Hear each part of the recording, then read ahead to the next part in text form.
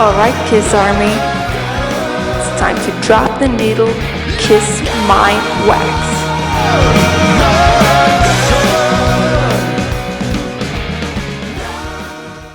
Hello everyone, welcome to the next episode of Kiss My Wax. I am one of your co-hosts, Jason Herndon, and with me as always is Tom Shannon, Mr. Frisky Tom on the... Yeah.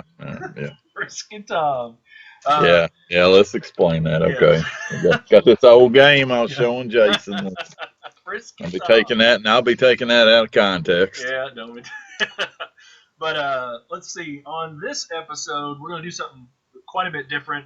We're not going to focus on a particular album, although we are going to talk about Kiss My Ass a little bit, which is actually our namesake record, kind of. But that won't take very long. But a couple days or a day, 24 hours ago or something like that, I put up a post in our Facebook group asking people to submit questions. So things that they might like to know, and we got a lot of great questions. Some things that we'll definitely be able to answer easily. Some things we may not know the answers to, and we'll tell you that if we don't. We got some silly questions, and I may throw one or two of those in there as well. But yeah, so it should be an interesting episode and quite different than what we've done in the past. And of course, we're just trying to extend and milk Kiss My Wax as long as we can because well, again, we're running out of records. But that's what we're going to do today. So we'll see where it takes us. So what should we do first?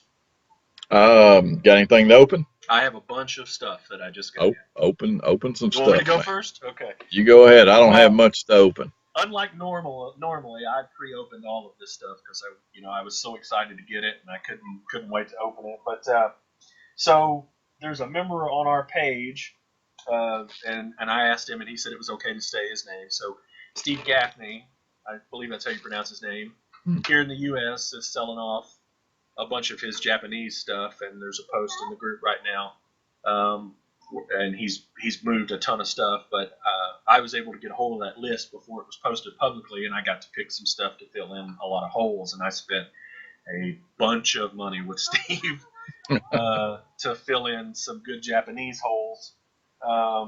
So that didn't sound right. That didn't. Good to fill in Japanese holes in my vinyl collection. There we go. Is that better?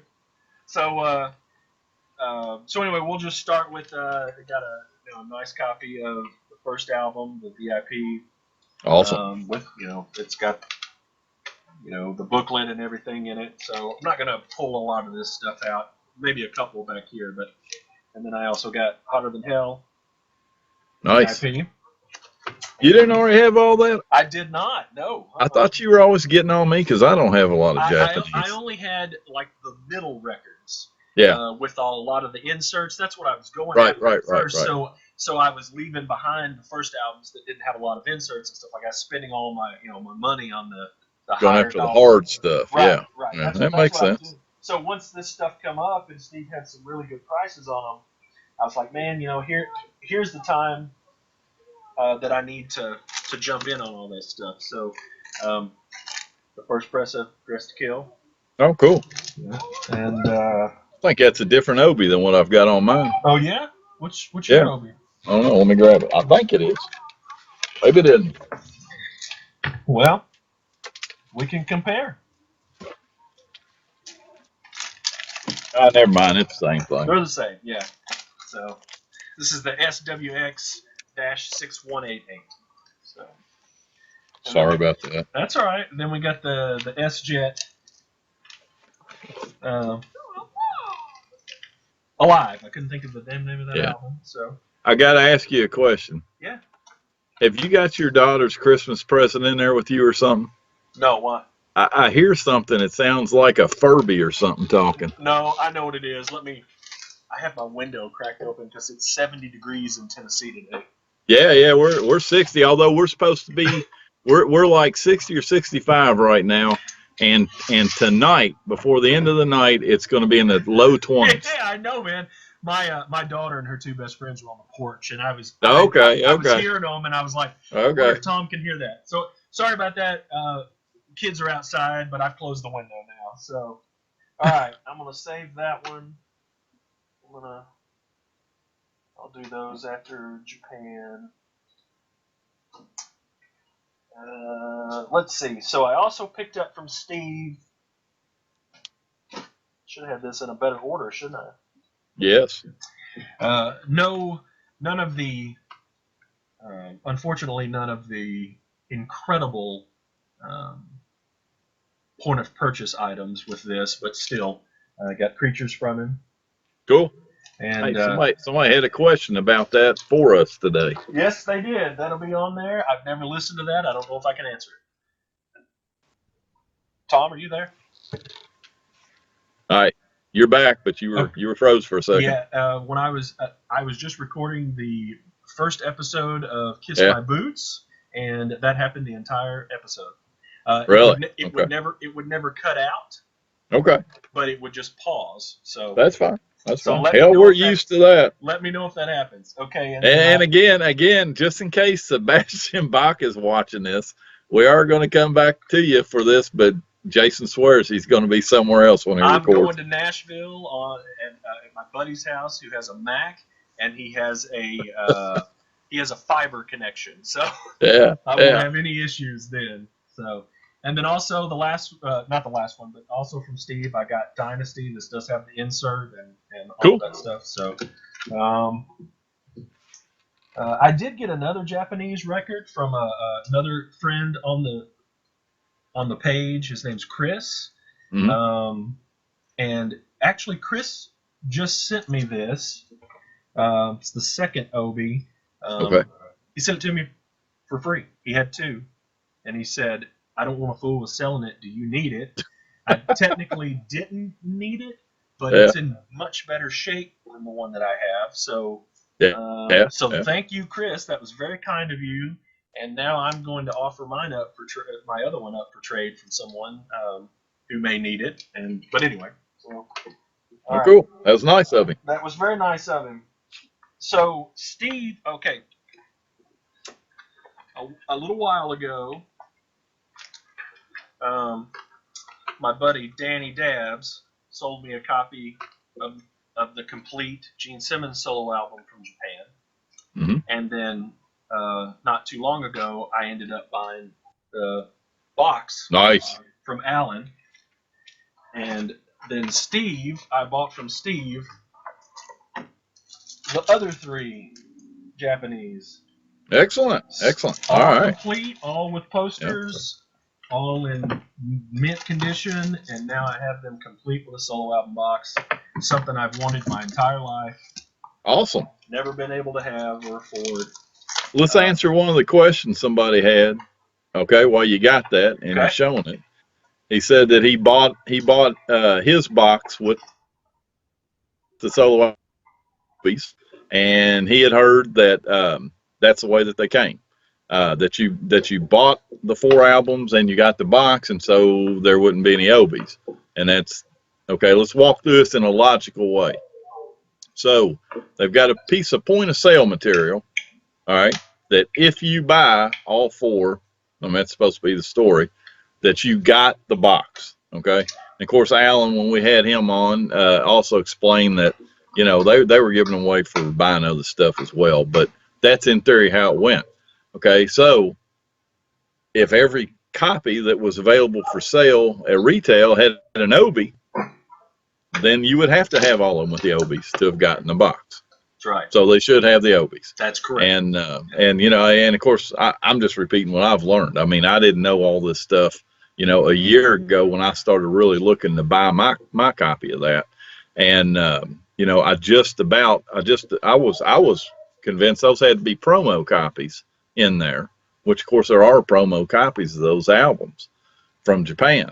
Right. But no, they're not. They're regular retail. And so if you get that box and it doesn't have OBIs, make sure you price it correctly. That's right. Because you're not getting the full package. If it comes with promos, I wouldn't pay full price for that, because for me, I'm going to have to turn around and I'm going to have to rebuy the albums. I mean, you can look at that half full, half empty, however you want to. That's right. You got a set of promos, maybe, but yeah, they're supposed to have the OBIs with them. That's right.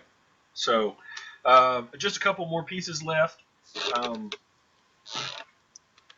At my work, I get to buy a lot of vinyl for cost or $1 over cost or something like that. And because of that, I have a bunch of stuff in my employee cart in the system, and I tend to leave that there and purchase other items. And my boss has started getting on me a little bit, saying you got to start buying this stuff. We've already paid for it. You can't sit there with $1,500 worth of records. So one of the things that I have in there is all the German copies of the 2014 reissues with the altered logos. Cool. So I went ahead and purchased 2 or 3 things off of that list. And one of the things I picked up was inspired when you showed this on the Hotter Than Hell episode. But I bought the German copy. Cool. Of Unplugged. Yeah, yeah. So I got that in. And also, hey man, I gotta support your boss, by the way, because you're cracking me up. You said you bought those when they first came out, so they've been sitting in your boss's warehouse for 2 years. Yes. No, not the German ones. Not the German ones. I thought it was. I thought you said or did you get the Europeans?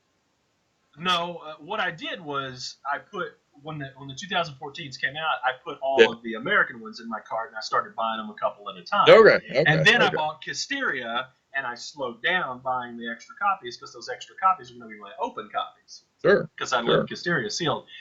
We brought in the Germans probably a year after they come out. So they've probably been sitting in there a year. Okay. And I have bought some. I bought, I bought Dynasty, and the ones that were more interesting. Yeah, the cool ones. Yeah, the cool ones. The cool. I bought those, but now I'm starting to bring in like Animalize and Asylum. I need to purchase Animalize and Asylum and Unplugged and all of that stuff. And when you showed Unplugged, I was like, man, that looks really cool. It is cool. Yeah, it is cool. So that's what I'm doing. I'm buying off, the rest of that stuff. Yeah. And it's not just Kiss that's in there. I've got some King's X records that are in there, and I've got a few other things. I've got another crate, because I'm out of room over here, and things like that. But yeah, there's still a few Kiss things in there. So, and I did, buy the Unmasked German, which I didn't have, which I hadn't purchased yet. I won this off of eBay. It's not in the greatest shape. I got it from Glenn Danzig's son. I'm sure people have dealt with him before, but I did get this. That's a tough one. That's a tough one. I noticed that a lot of people had like a card or something that was down here that was signed. This one is signed on the vinyl.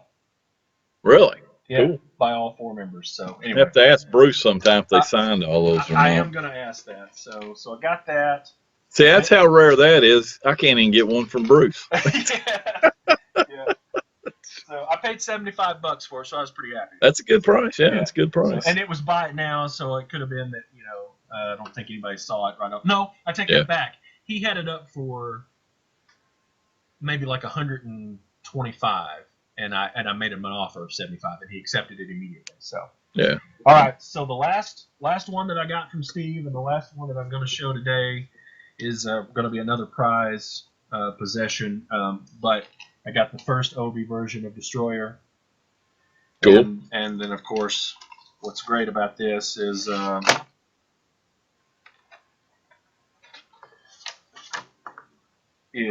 just the fact that it's gatefold. Not just the fact that it's gatefold, but on the quest of getting the posters completed, I do have the poster. Yeah. So thank you, Steve. I can promise you these things are in a good home. I will take very good care of them, and I will cherish them. And they will, unless and until I die, or if my family is in dire straits, I will never get rid of them. So now I have. Never can tell why I got to do stuff sometimes. And and you know what? I'm glad to see that somebody. Obviously he's trying to liquidate fairly, efficiently. Yeah. It's great to see that people are able to do that on the page, because even though we're going to have, you're going to have your PayPal expense or whatever, at least you're not eating out of eBay money.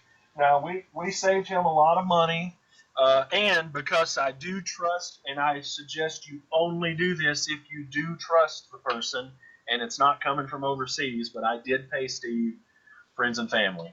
Well, let's talk about that too, because that was a question. Let's address it when we get to the question. Okay. Don't you think? Because that's fine. That's fine. That's a question. We'll address that. I just wanted to bring that up that I did do that.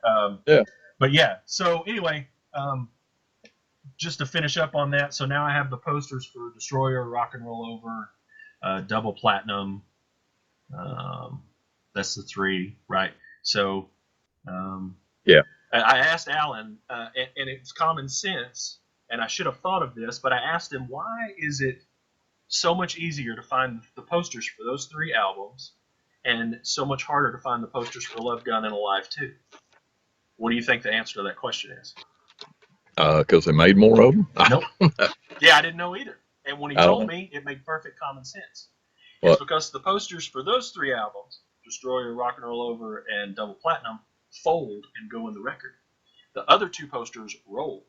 And people either lost them, didn't store them with the records, or they got damaged, torn up, and thrown away. That makes sense. Yeah, it makes sense because it's kind of the same principle of the the promotional items related to Kiss Rocks Vegas. Right. Where you put them. Right. You know? They're going to get separated, and that was exactly what he said right off the bat, and it makes perfect sense. So finding the Love Gun and Alive 2 posters are tough. Well, and we'll show people again how they can keep them together.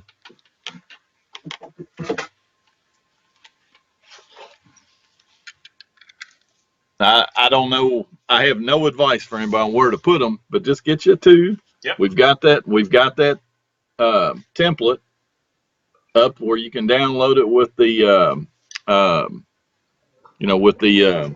tab labels. Yeah, the divider labels, and just cut you a tube and put them in there. I mean, this is if you look in there.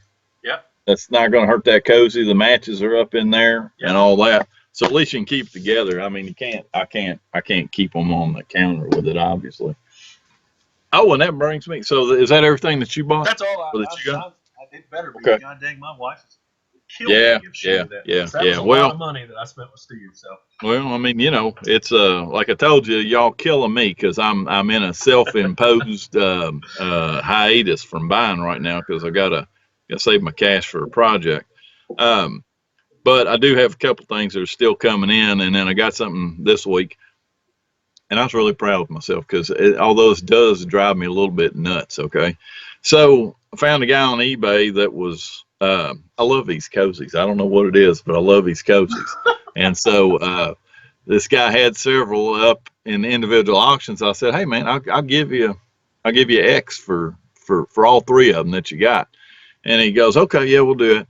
And then he goes, hey, I said, hey, do you have any of the matches or anything like that? He goes, I don't think I do. He said, but if I find anything, I'll throw it in there. He said, I'll throw some other stuff in too, which he did. And you can tell the guy works in a record store, right, with some of the stuff that he sent. But so he sends it, and I get the package, and it's an LP mailer, which is cool. And there's 4 of these in there. He put me an extra in there, and that's fine. And I'm going through everything, and this is fine. Although I'm sitting there going, you're killing me. So I keep looking again, LP mailer, and there's 3 of the posters in there. So obviously they're folded. I've had something heavy on them for a while. I'll figure something out. It's killing me. But yeah. Anyway, so that's all I got today. Yeah. That's what can you do? Yeah. Yeah. I got a real nice package on its way to me from Hink, and the most important part, he got his safely. I sent him a copy of the red vinyl cruise record, and so that got there safe. It worried me. Can't go back out and get another one of those, I sure need that. So yeah. You'll get it. Prices come down. Price come down at least, a little bit. It's way down. It's like anything else, man. That's why I don't ever rush right in. Right. That first one that sold was like $300 and something. Yeah, I know. They're like 125 now, and that's probably where it needs to be. Yeah, that's reasonable. That's reasonable. Yeah. So, all right. There's less and less of them popping up on eBay. Well, yeah, I guess so. But you never can tell who's got them sitting around. That's you know, right. I mean, he can't. I mean, I'll just tell you what we trade. I traded mine for his from the cruise before.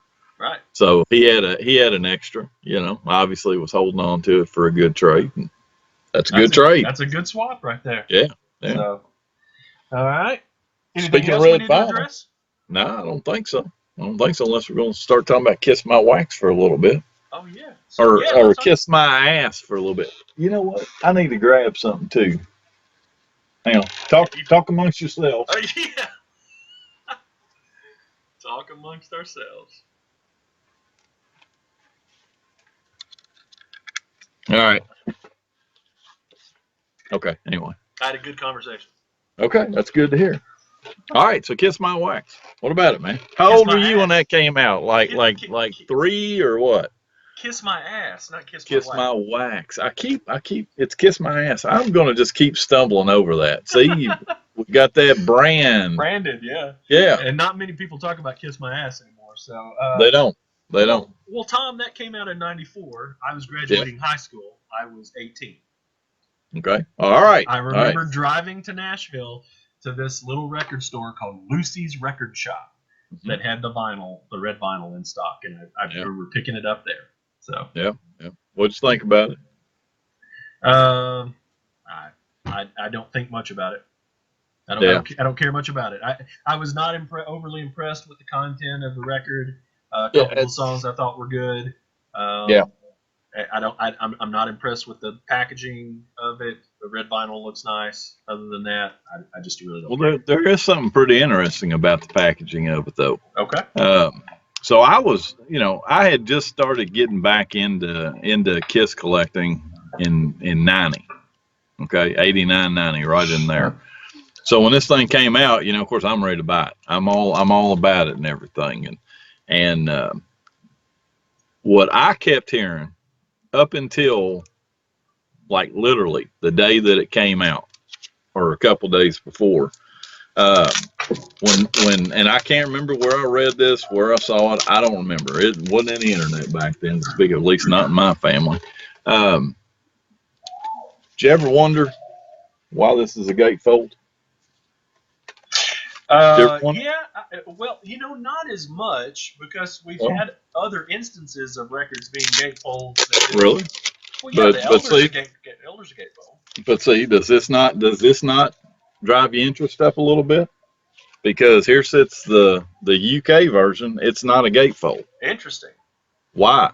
When there was no money for nobody, why did they waste the money on a gatefold? No idea. Because all these songs that were on here, the Kiss version was supposed to be included on the vinyl. Yes. And that's 100% confirmed. I can't say that. No, that's I can't what say you're that. You heard. I'm telling you, that's what everybody in this area that I talked to or corresponded with heard was going to happen, and it makes sense. It does make sense. Why the hell is that there? Yeah. Otherwise, and it wasn't supposed to be on. They weren't supposed to be doing it on the CD version or the cassette. It was so you would buy the album, the vinyl, which of course was dead at that point. Right. Completely dead. So I guess they changed their mind for whatever reason. I mean, it didn't happen. That would make that package much more appealing. I mean, when I opened it, I was like, well, where the hell is it? So, we're looking for it. But anyway, so, nice packaging. You want to talk about the cover photo? If you want to. No, do you, is what I'm saying. I know we're going to talk about it. I'm saying, no, you can talk about it. No, go ahead. Okay. All right. So, I'm sure everybody watching this is aware that everybody's makeup's on there except for Ace Frehley's. Yeah. And they decided to go rogue with this one over here. And, you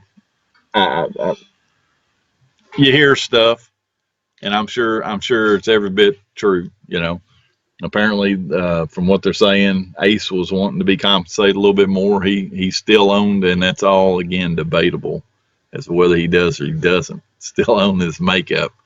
And I'm sure that'll get some people talking, but I have theories on that. But anyway, there's no money to fight anybody at that point. So rather than fighting, they just went ahead and just changed that makeup. And that makes sense for what they were doing. That's exactly what Ace said at the '95 convention when he was asked about it. Point blank. Yeah. And it makes perfect sense. Of course, there's an ad inside for the Kisteria book that was coming out at that point. That's the Kistery book. I said Kisteria, didn't I? Yeah, you did. Lord, son, I've had a stroke or something. I don't know what's up. Kistery. All right. I can't remember. Did Kistery come out before this or after it? I think it was after this, right? It was after, yeah. I think we started getting them in '95, maybe early '95, or did anybody actually get them in '94? I don't think so, because it was a long time. It was a very long time. It was a very long time. Yeah, I don't remember. Okay, as far as variations, this, of course, we're showing the U.S. version, and this one actually says "Kiss My Ass," not wax, Jason. Kiss my ass right here. You could find some CDs that said "Kiss My Ass." A lot of them were asterisked, Yeah. So Dude, we've got that. Let's digress. I've got a great idea. We should mimic that photo. Have one of our Photoshop guys turn that into Kiss My Wax and put me and you and maybe a couple of guests around the table. Okay. Yeah. Sure. No. I don't know if I can find a picture I want to have done with that, but yeah, I guess we could. Sure. All right, I'm not doing it. I can Photoshop the hell out of it, but I'm not doing it. There you go. But yeah, change it to wax in. Yeah. There is a promo copy. That's it. That's all you get is a gold promo stamp. And then of course, they'd already started at the point where basically and I get it on this. As far as the labels, these custom labels, got Gene and Paul on these, or their makeup anyway. But they'd already with First Kiss Last Licks pretty much established they were throwing away the other characters at that point. Right. I mean, seemed like it anyway. But so we've got that, and like I say, the where's the non-gatefold one that I pulled up a minute ago? Yeah, the non-gatefold one. This is from the UK. All right, and instead of the inside gatefold, that's the inner sleeve. Yeah. And again, we're red vinyl. Yep. And then, of course, go ahead. No, you go ahead. Finish your statement. What we'd always heard was that, there's going to be different flag on every country and all that. And of course, there's the UK, and that's the United States flag. That was going to be my question. I can't remember how many of the foreign countries other countries did have their own. I know it seemed like I seen a Japanese CD. I feel like I saw a Japanese CD, but I feel like that's all I ever saw. Yeah, I think so too. I don't know. People watching this that maybe from like Germany or Australia, let us know, did they release Kiss My Ass with your country's flag on it, or they any other country for that? That just would have been on CD because they're really right. So far, all I've got as far as countries for this, and the list has been around. So I mean, if somebody else has got something to add to it, that's going to be great. But I'm not expecting anything. As far as vinyl, got the U.S. There is a promo only copy from France. I have not seen it. Weird. But that was but yeah, and then there's Germany, which Axel sent me pictures of that, and then the UK one. So the German is the U.S. flag? You know what? I have to look at my files up, but yes, I'm positive it is. I'm positive it is. Maybe the CD wasn't. Yeah. And then of course there is the real super rare vinyl copy that does have it with the asterisks. So you got that right. But it's a weird ass looking record. I mean, Laserdisc. Yeah. Laserdisc. I got it back here too. Yeah, Laserdisc, and that's from Japan. So yet there's a U.S. flag on it. I haven't ever played this thing. I don't have a Laserdisc player. No, but, I never bought one. So yeah. But and I don't know if this thing was supposed to have an OB or not. I don't know. I got it for $30 in Louisville. So Mine doesn't have an OB. Yeah. So I maybe bought mine out of a shop in Chattanooga or something a long time ago. Well, maybe it's just this area of the country doesn't have. Yeah, it's the South. Yeah. As far as peripheral stuff, all right. So we've got that's just one. Got an album flat. Talks about all the great bands in there. None of them who you see anymore. I don't want to insult anybody, so I'm not going to say all of them.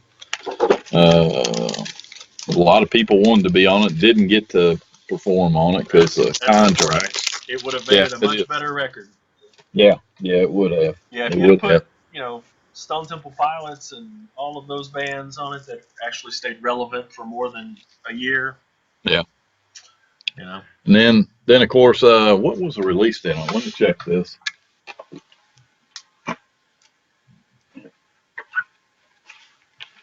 June 21st of '94. So I've got all the tour memorabilia for that tour. There it is, right there. Yep. That's pretty much it. I think they did the Blaze Fest. They did a show in Nashville, the Gibson show. Gibson Guitars 100. They actually came to my old company that day and did a little walkthrough and signed autographs for people. I've got some photos from that as well. That's cool. Yeah. That's cool.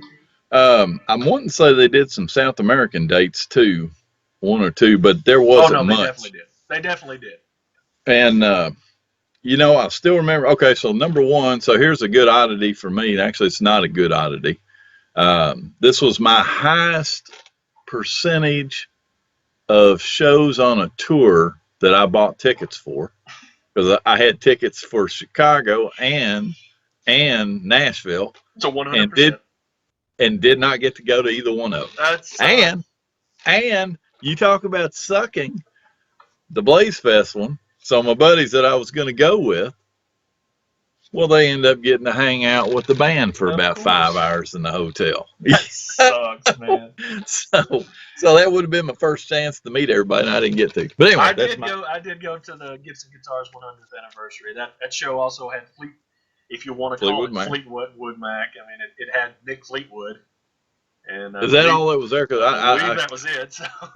I mean, that sounds about right. Yeah, and it definitely didn't have Lindsey Buckingham or Stevie Nicks or any. No, it was And then it also had Pat Travers and heck, I don't remember, Mother's Station and maybe another band. I don't know. It was a weird bit. And they played at Riverfront Park. They played on this stage that's on the Cumberland River. Right. And there's like a little, the grass area down to concrete, and it was a pretty cool show. Yeah. So, anyway. Yeah, wasted my money. All right. Magazines, not many in my collection anyway. You got some metal edges? No, I don't have any metal edges from it. I've got a Hit Parader and a Circus. So, and not say that there isn't a metal edge related to it.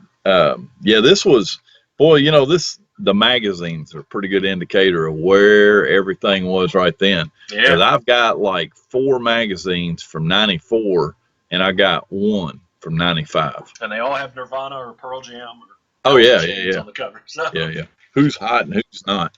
All right, so we got a Hit Parader from August of '94 with a bunch of people on the cover. Yeah. Who's hot, who's not? I see on the back. On the back, they bought the back page. So what happens when you do that? You get a positive review. You get an article. You get an article, and of course, what's the first picture? Makeup. Yeah, makeup. And what did it say? It said Kiss 1974 in all their glory. And then we've got, of course, the LPs are gone by that point. We got a record club ad there. And then we got Kiss 94, older and wiser. And that was 20 freaking years ago. Older and wiser. That's the way I look at myself, Oh, man. All right, so there's that. And then got a Circus from September of '94. Again, bought the back cover. Yep. And it says down here, win the whole KISS CD catalog signed by Gene and Paul. I wonder who won that. I don't That's know. always interesting to me to see if anybody ever shows up or says something. Hey, yeah, I've got those. So we got got a pretty nice spread in there. Oh yeah, it's a nice shot. Bruce, Gene, and Paul, and goes a little bit deeper. Yeah. It's got the kissography. Okay, they couldn't figure out to call it a kissography. Had to put the C on there. But anyway, so that's kind of it. That's it as far as what I've got. No vinyl singles, obviously. Somewhere around here, and I couldn't find it. I've got an advanced promo CD from it. Kind of tough to find. Not worth squat.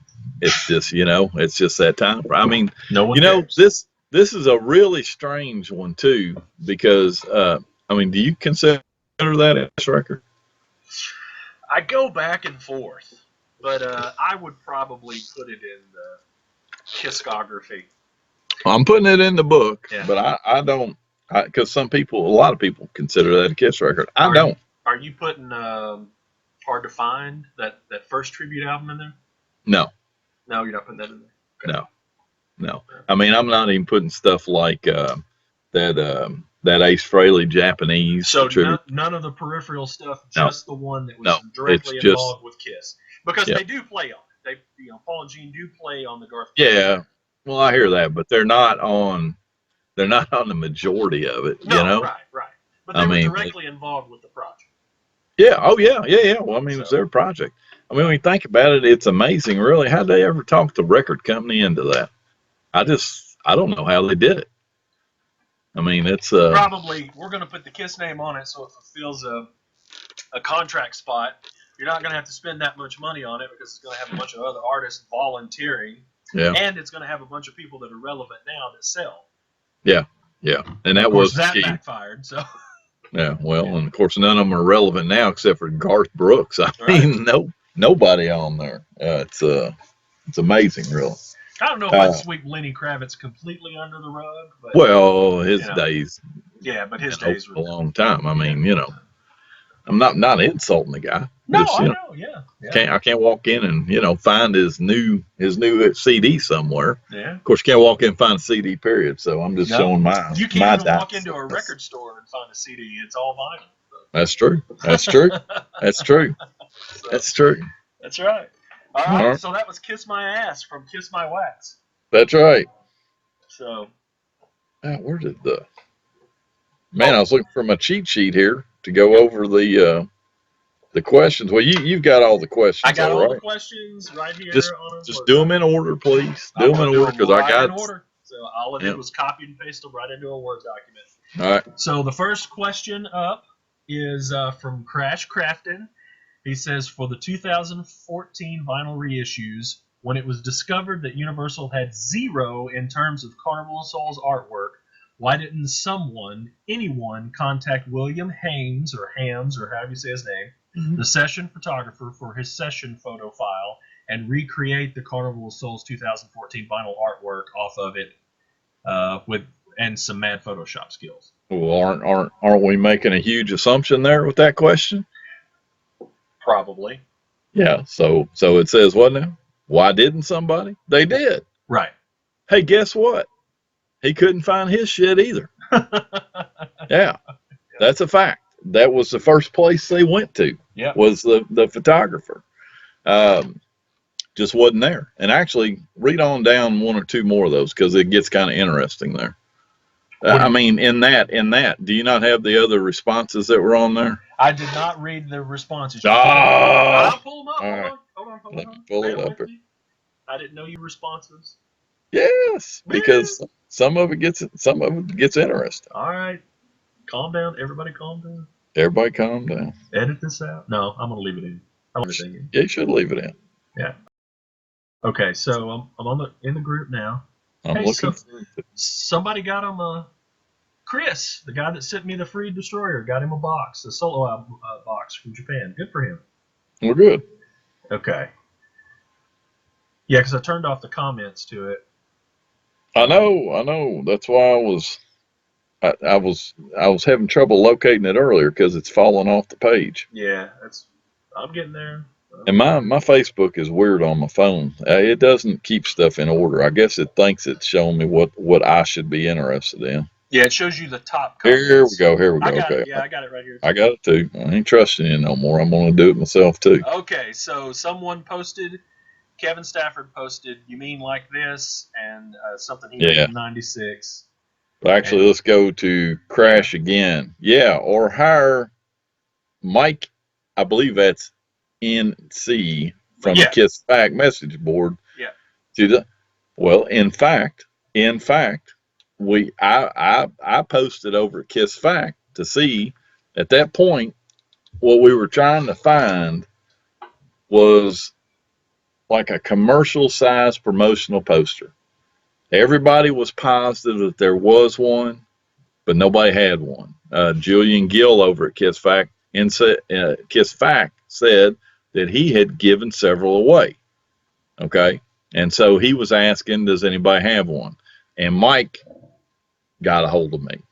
Mike, I think that's because he lives in North Carolina is what his name is. Mike is the guy that made those digital booklets, wasn't he?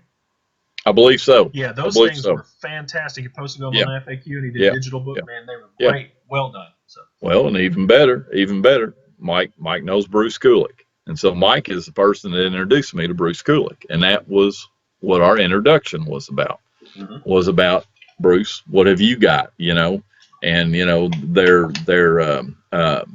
was all into it as far as he had some other stuff that would have made for like cool inner sleeves or maybe inserts for it before they decided to go bare bones with it. Okay. Now this took probably a week and a half from the time that they're asking me, do I know where anything is that they can use, to getting responses back, and then Bruce getting in touch with me. And so when I get a hold of my guy at Universal at that point, they found the artwork. Okay. And I don't know what the source was. Some people still want to insist that they blew up the CD booklet. It doesn't look that way to my eyes. That LP is just as shitty looking as the CD cover is. They're both horrible. Yeah. Okay. And so, I mean, to me, there's no degradation to it. I never bothered, to quiz him as to, well, what did you find or whatever, He just said they had it taken care of. So that's the story on that. As far as that packaging, because there's been a lot of debate about that, because it just comes with a white paper sleeve, inner sleeve. I mean, if you think about it for a minute, that's all it would have ever gotten when it first came out.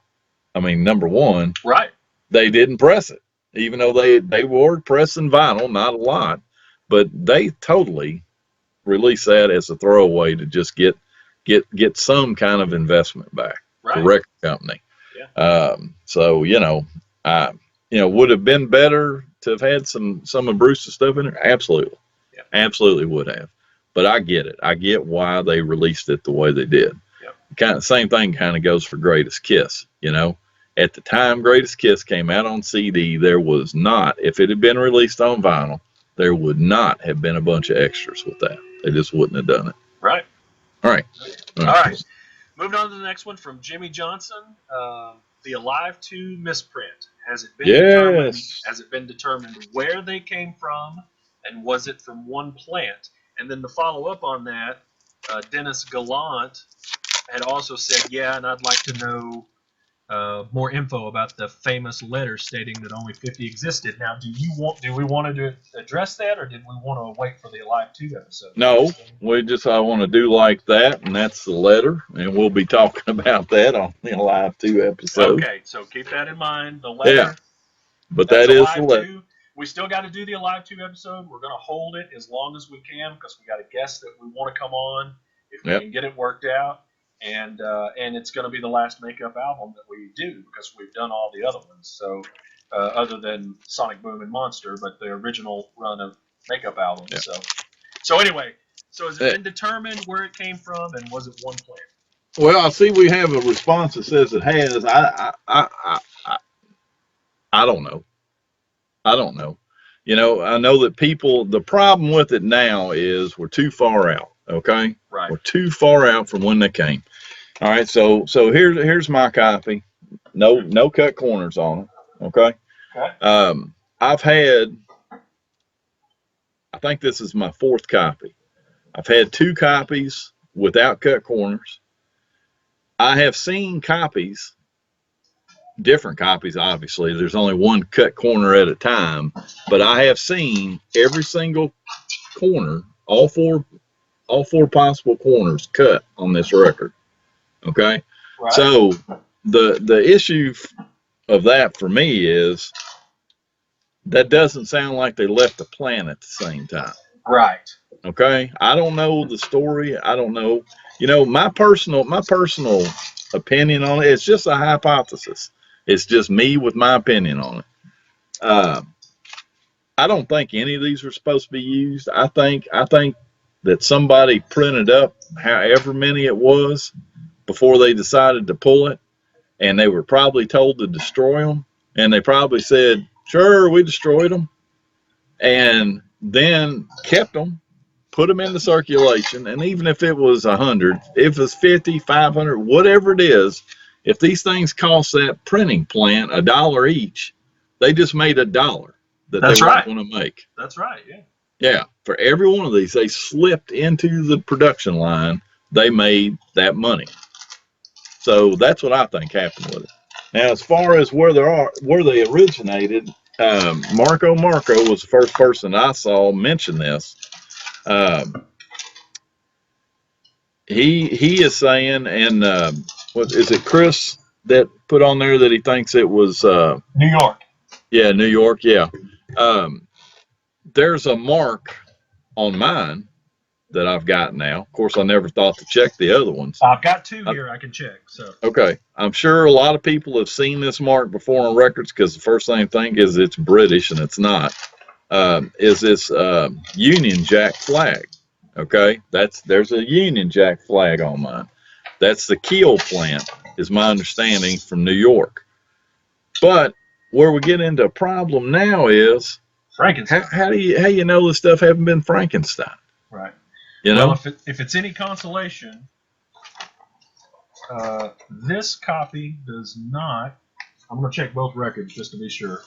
Does not have a Union Jack. Yeah. So that's a tough call on it. Yeah. This one. This is my cut corner copy. It does not have a Union Jack on it, and my cut is on the bottom right hand corner. So I don't know. Can you see that bottom right hand corner? Yeah. Okay. Yeah. So let me pull the other one out and see if there's Union Jack on it. This would be good discussion over on that Alive 2 Error Facebook page. Yeah. Well, dude, at this point, it's all speculation. Yeah, it's all speculation. That's all we're doing. There is no Union Jack in the Matrix on my non-cut corner version as well. Yeah. So see, there you go. Yeah. So who knows? Yeah. No telling. I mean, I feel pretty confident that the jackets were all printed at the same place, but that's not the pressing plant, Right. So I don't know. I don't know the answer to that. Yeah. And honestly, I love to find out stuff, but honestly, I'm not going to stay up at night because I don't know where it was pressed at, where it came from. Yeah. The first time I became made aware of it was in that Kiss Collectibles book by the Lusnewskis, which is who this is from, this letter. And I'm sure I butchered their name. But anyway, I bought my first 2 copies from a guy that lived locally. And he didn't have any explanation for where they came from. See it pop up in some weird places that I just go, what? I don't get that. There was a mint copy. I mean, it's the nicest looking copy I've ever seen that was bought in South America. Weird. And I'm like, that worries me. That one worries me. Right. if I was going to be worried about one, it would be a near mint copy showing up in South America. Yeah, both of my copies are pretty worn. So. Well, I don't know about this one. Let me check this one. I'll tell you a heartbreaking thing about a lot of these. Nobody likes to talk about it. Yeah, there you go. How's that look? Oh. See, that's the way a lot of them are. Well, let me pull mine back out. So I've got a lot of them are like that. So I've had at least 2 that way. Now, of course, I only gave $12 for it. So, yeah. Well, I gave $40 a piece for mine. So here's my best copy, and it's the cut corner copy, and but no, the inside looks good. That's good. But this other copy, my non-cut corner copy, I would have probably, if it was a cut corner, I would probably have sold this one off. It's rough. Yeah. See, it's rough, but the inside of it is okay. It seems like this one has had some water damage in the middle here. Yeah. The sleeve is breaking away and stuff like that. This one's pretty rough, but yeah, I'm not getting rid of it because it's not. I've had at least 2. I've had at least 2 that the inside of it looked like that, and that record, you know what? I'm not going to mention the guy. There's a notorious thief who is actually very, very knowledgeable about Kiss albums, and he mentioned that Alive 2 is notorious about they like put them together before the glue dried. I see them all the time on eBay. They look identical to that. Yeah. So that's what it is. That's what it is. Okay. All right. So there's that. Okay. Moving on. All right. Next. Darren Morrow, and this we may have to discuss some, things about our page on a couple of these questions, and this may be one of them. Anyway, Darren Morrow says, what is your take on buying from Kiss My Wax members? Most sellers expect to be paid with PayPal friends and family option, which offers no protection to anyone because the service fee comes out of the buyer's end, instead of goods and services option, which protects both the buyer and the seller, but the service fee comes out of the seller's end, regardless of whose end it comes out of. It should always be goods and services and should be added and included in the seller's price. Just my opinion. Yeah. I would like Tom, Jason, and Pablo's take on this. It would make things safer and easier for everyone. Well, let me correct one thing on here. Okay. To my knowledge, unless you're buying in a different currency, there's never a fee that comes out of the buyer's end.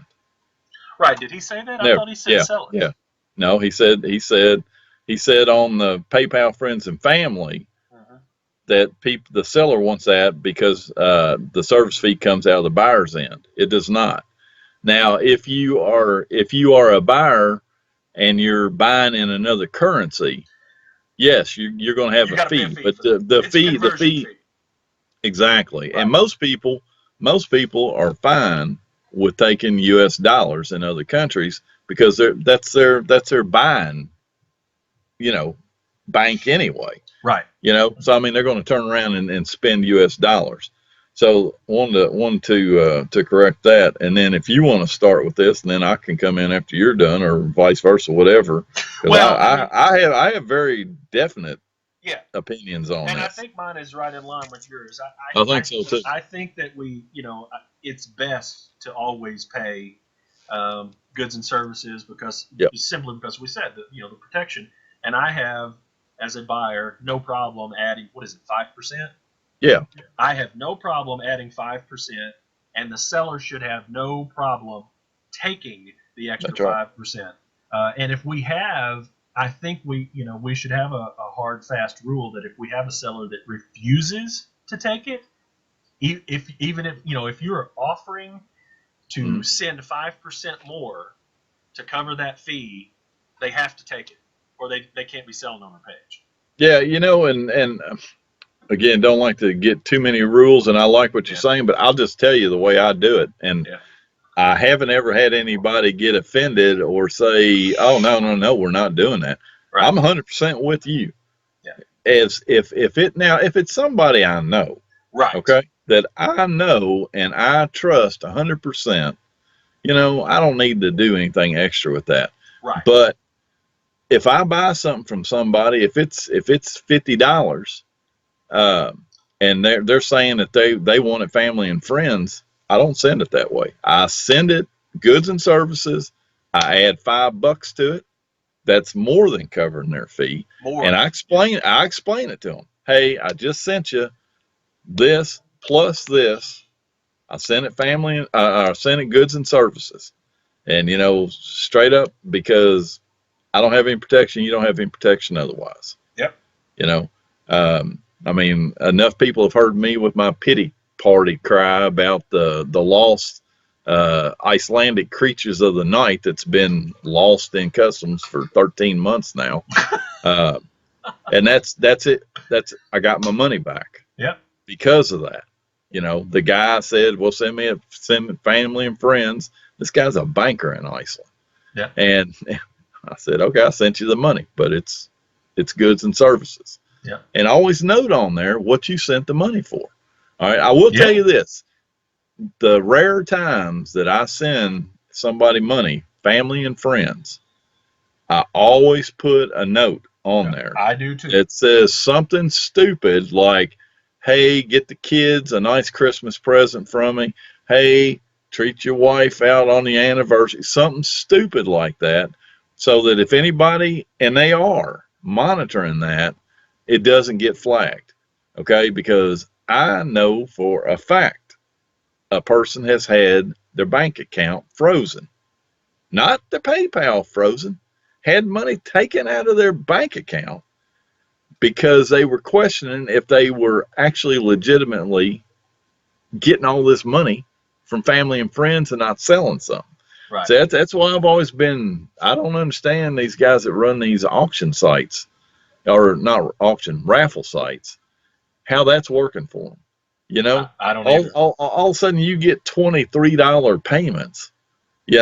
I mean, that's looking like you're selling something. That's right. But people can do what they want to do. If you don't think that they can take your money, you better read what you signed, because you gave that right away to them. They can reach right into your bank account. They can't seize your whole bank account, but they can reach into your bank account. If there's a dispute over $300 and you got your car payment due, too bad. They just took a chunk out of it. That's right. They sure can. Yeah. So it's a bad idea. Just if you either price your stuff, if you want $50 for your record, price it at $55. Yep. And then you can take it however you need it. And if somebody is insisting on a family and friends, I would still buy it from them, but send them the money, goods and services, and add the extra money. I get it. I hate eBay fees because they're just getting worse and worse with this stuff. They crank it up. They finally cranked it up to where you can't even run a business on there, as far as trying to purchase stuff for people. But anyway, I digress on that. I don't have an issue paying PayPal their fee, because if you're too young to remember sending money orders to Russia and Australia and places like that, believe me, at 5%, I'm glad to have it done. I agree totally. Because you got my payment right now, not in 3 weeks. Yep.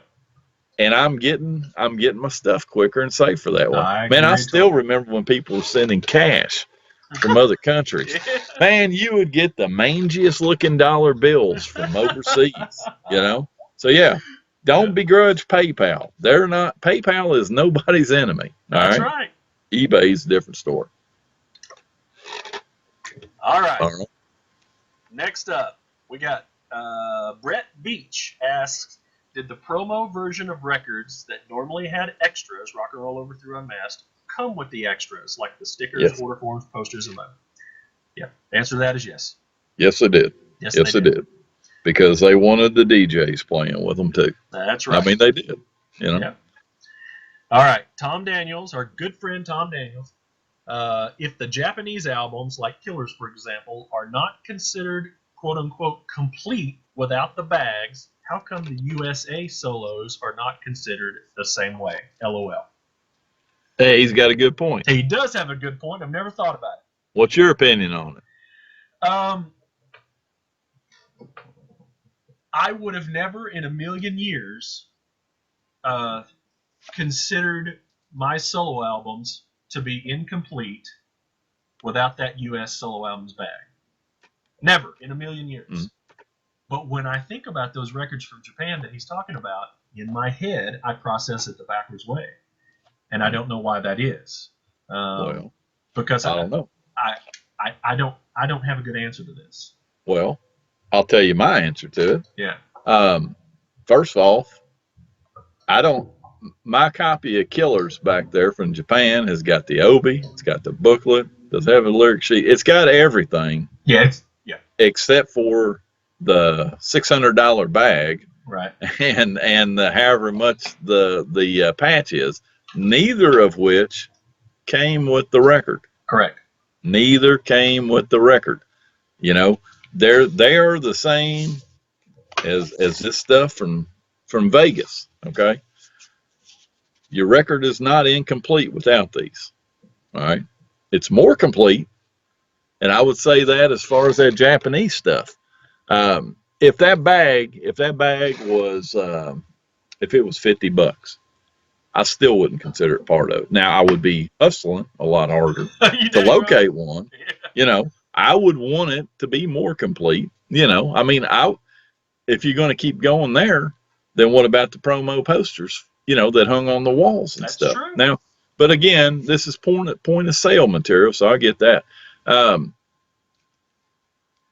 In my opinion, if you do consider the Japanese ones incomplete without all the extra stuff that they handed you in the store, then yes, you have to consider it incomplete. That's exactly right. You know? Yep. That's exactly right. But even like those Japanese posters that were folded, they still didn't come with the record, right? Right. Correct. They handed them to you. You stuck them in the record. That's how come we have so many of those 3 albums. So, but he's right. You should be consistent, however you collect. I agree.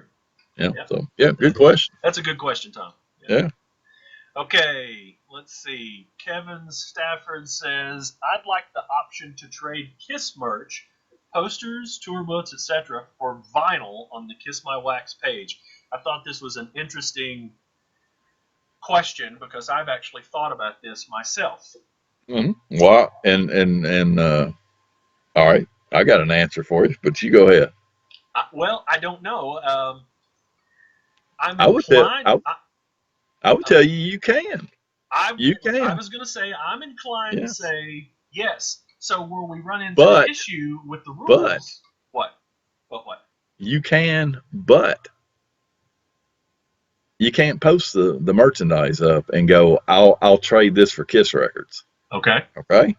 If you want to offer somebody in a PM, because pet peeve of mine, and we've got this as a rule now, no in the comments section going, I want that, I'll give you this for that. Right. Just contact them.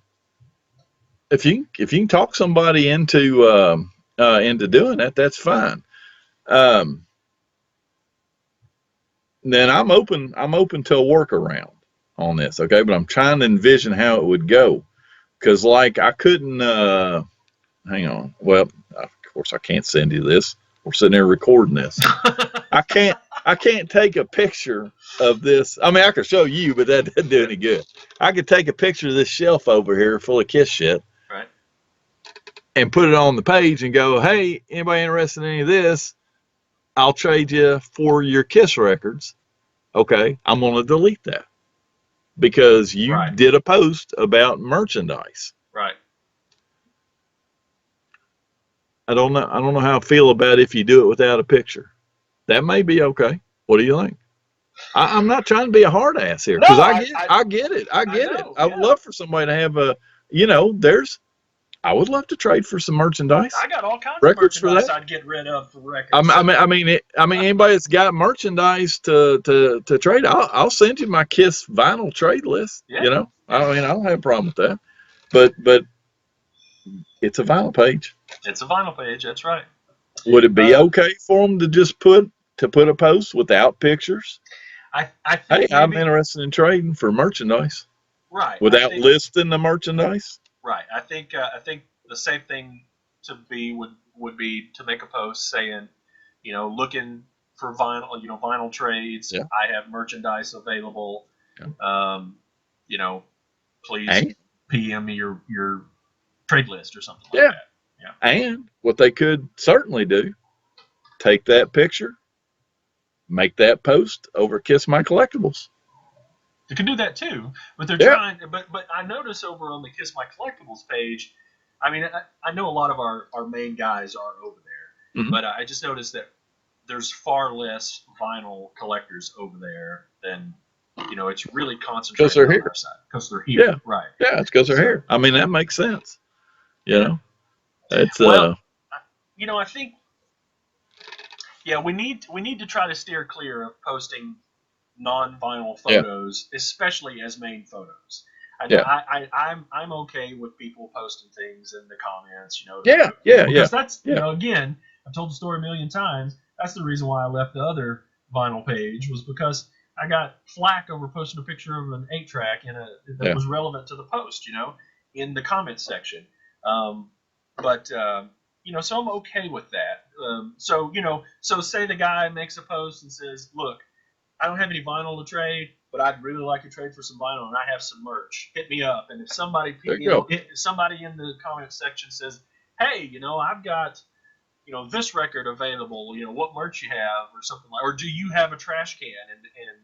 And if you do, can you post a picture?" I don't have any problem with them posting a picture. Yeah, I think we're way past the slippery slope then, man. You think? Yes, I do, because now we got a merchandise thread. I mean, it started with merchandise, so I guess you're right. Yeah, we'll catch hell from some of these other members. I mean, I don't blame them.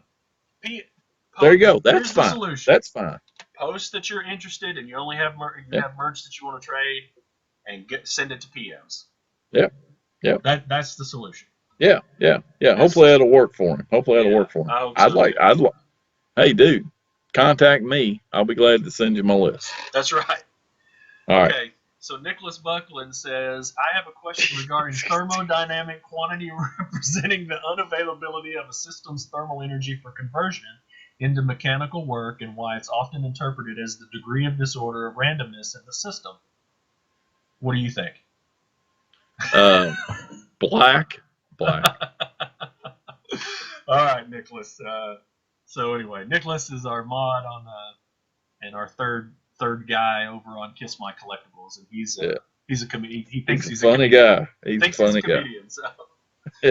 Okay, so James Croxton says, on the third pressing of the self-titled album, Filmworks, the logo can be seen below and above the spindle hole on different copies. Does that signify that the labels were printed in different plants? I would say you could be 98% confident of that. Right. And I would have said 100% until just recently. I've seen labels with 2 pressing plant numbers on the same label. So obviously that didn't happen. You know what I'm saying? Right. But yes, I think you can be very confident that that's what that is. It's a variant regardless. Right. Yeah, I know the way our pressing plant works is the labels send a stack. The record labels send a stack of labels that were printed somewhere to our pressing plant. So our pressing plant doesn't have anything to do with the printing of the labels. Yeah. They come from a third party. So, who knows? Yeah, but I was gonna say we're 35, 40 years out though. So right. I mean, it's hard. Do a lot of things different now. I don't know the answer to that. Yeah, who knows? Okay, Jack Caro, I guess that's how you say his name, says, "I've come across 2 versions of the merch forms in the solo albums. There's a trifold version with the envelope attached. Then there's another version that is a single sheet with no envelope. Did the non-envelope ones originate from later pressings?" I'm gonna say I don't think so. Here, first of all, there's 3 different kinds, at least 3 different kinds of solo merchandise sheets.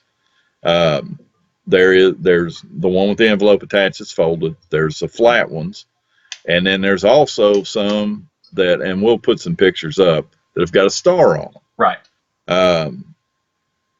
What's your opinion on the Star ones? I mean, I hear some stuff, and I Haven't think we maybe determined that those come in I army don't kits? No? I don't think it's been determined, but yeah, I think that's probably what it is. Yeah.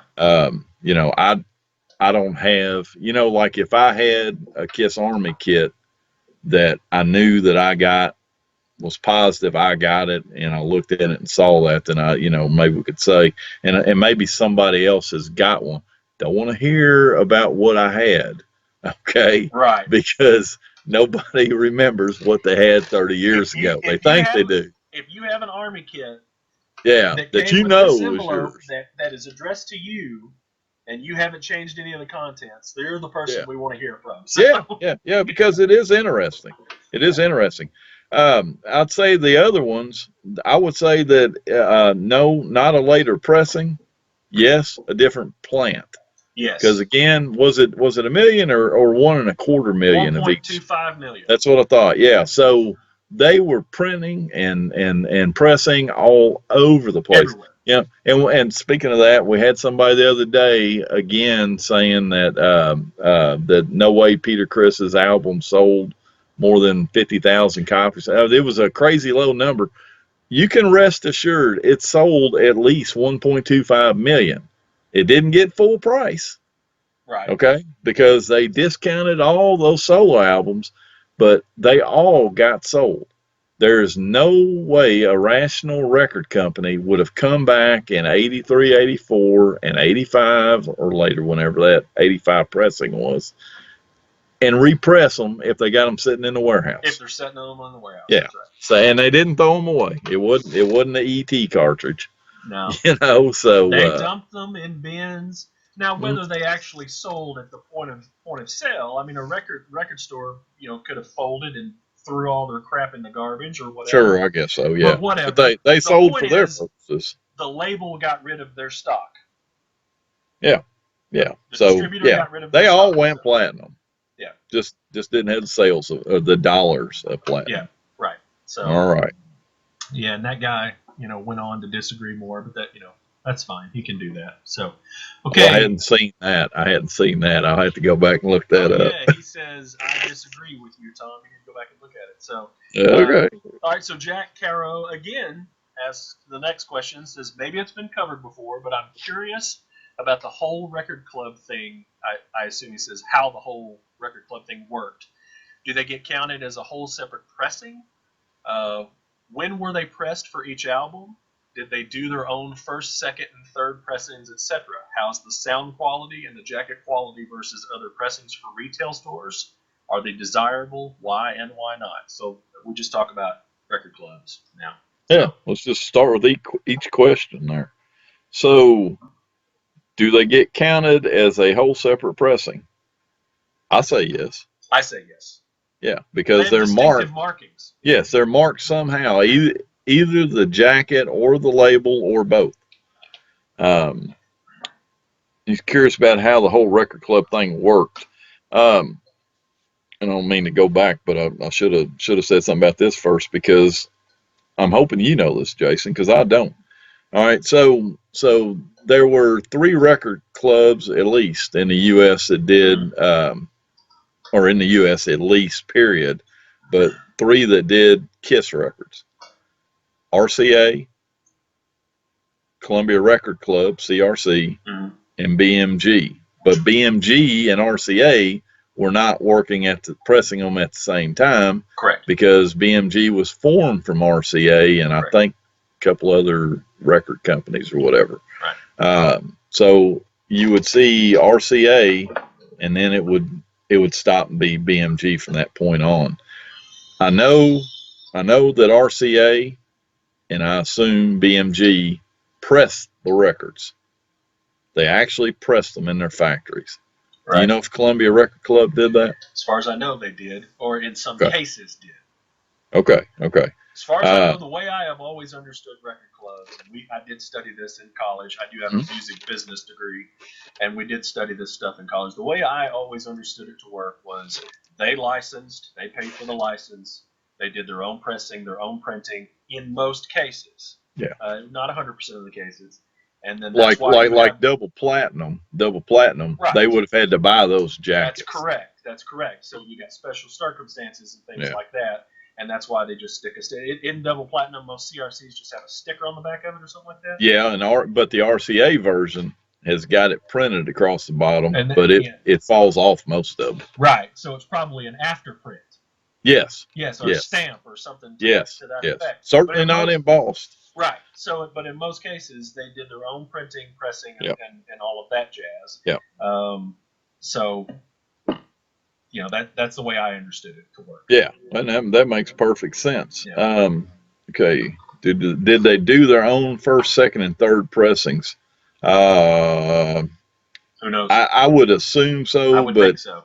But I'm not sure how you would tell. We kind of touched on this though when we were talking about where's the blue labels on a lot of these things, and the truth of it is they wouldn't want to give up the good early high dollar sales to a record club. Right. I'm positive. Now I was 14 years old in '74. I wasn't paying attention to this, but I can't imagine that a record that sold. Let's not talk about the Kiss records. Let's talk about somebody that's actually selling bigger records in '74.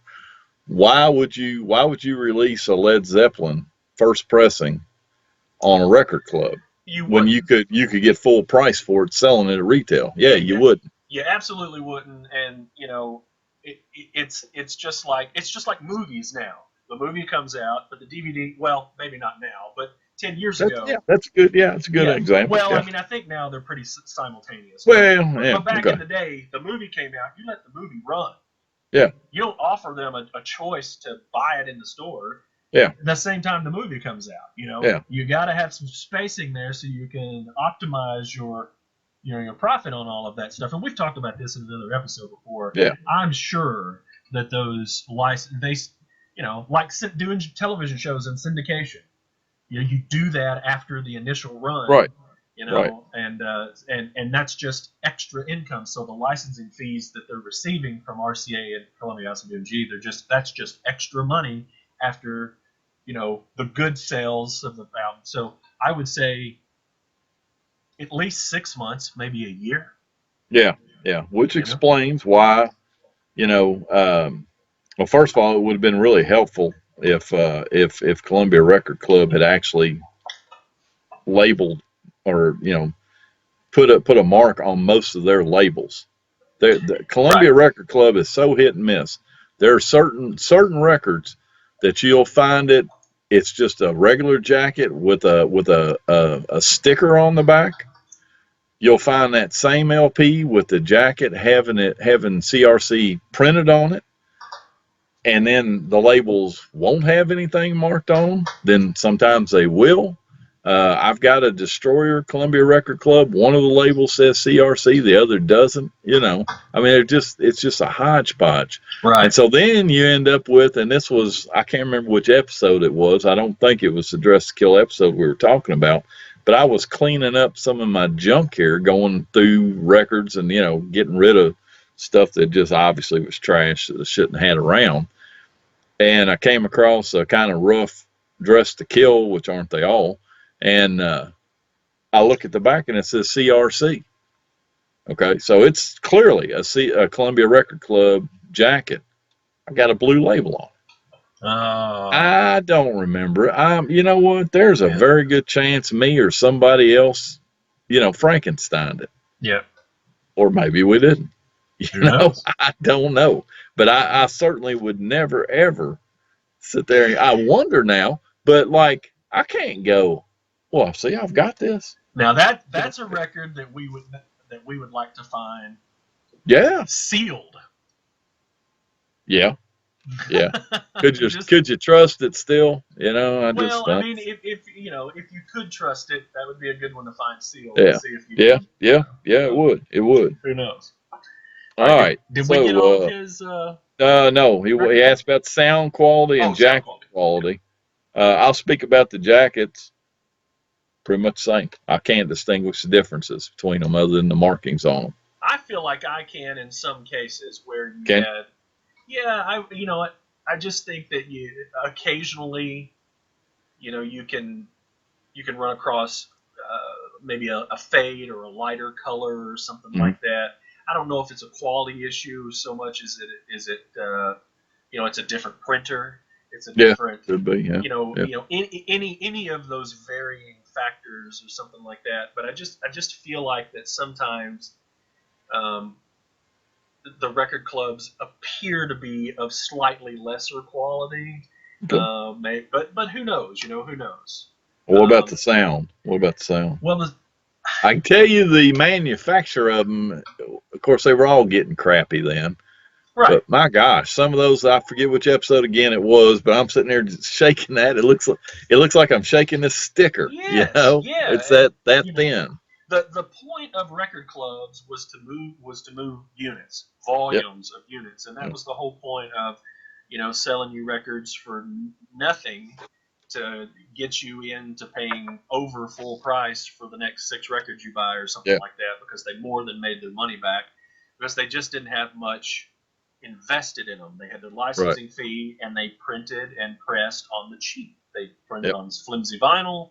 It was just, you know, no different than, you know, Chinese made Walmart goods, you know, just trying to, you know, cheap and make a lot of extra money. So I've never sat down and compared AB'd a good quality, you know, early pressing, you know, as opposed to its record club counterpart. I would imagine it's probably somewhat lesser in quality and sound, but you know, I don't have a definitive answer for that. But I think common sense would say it's all a little bit lesser quality.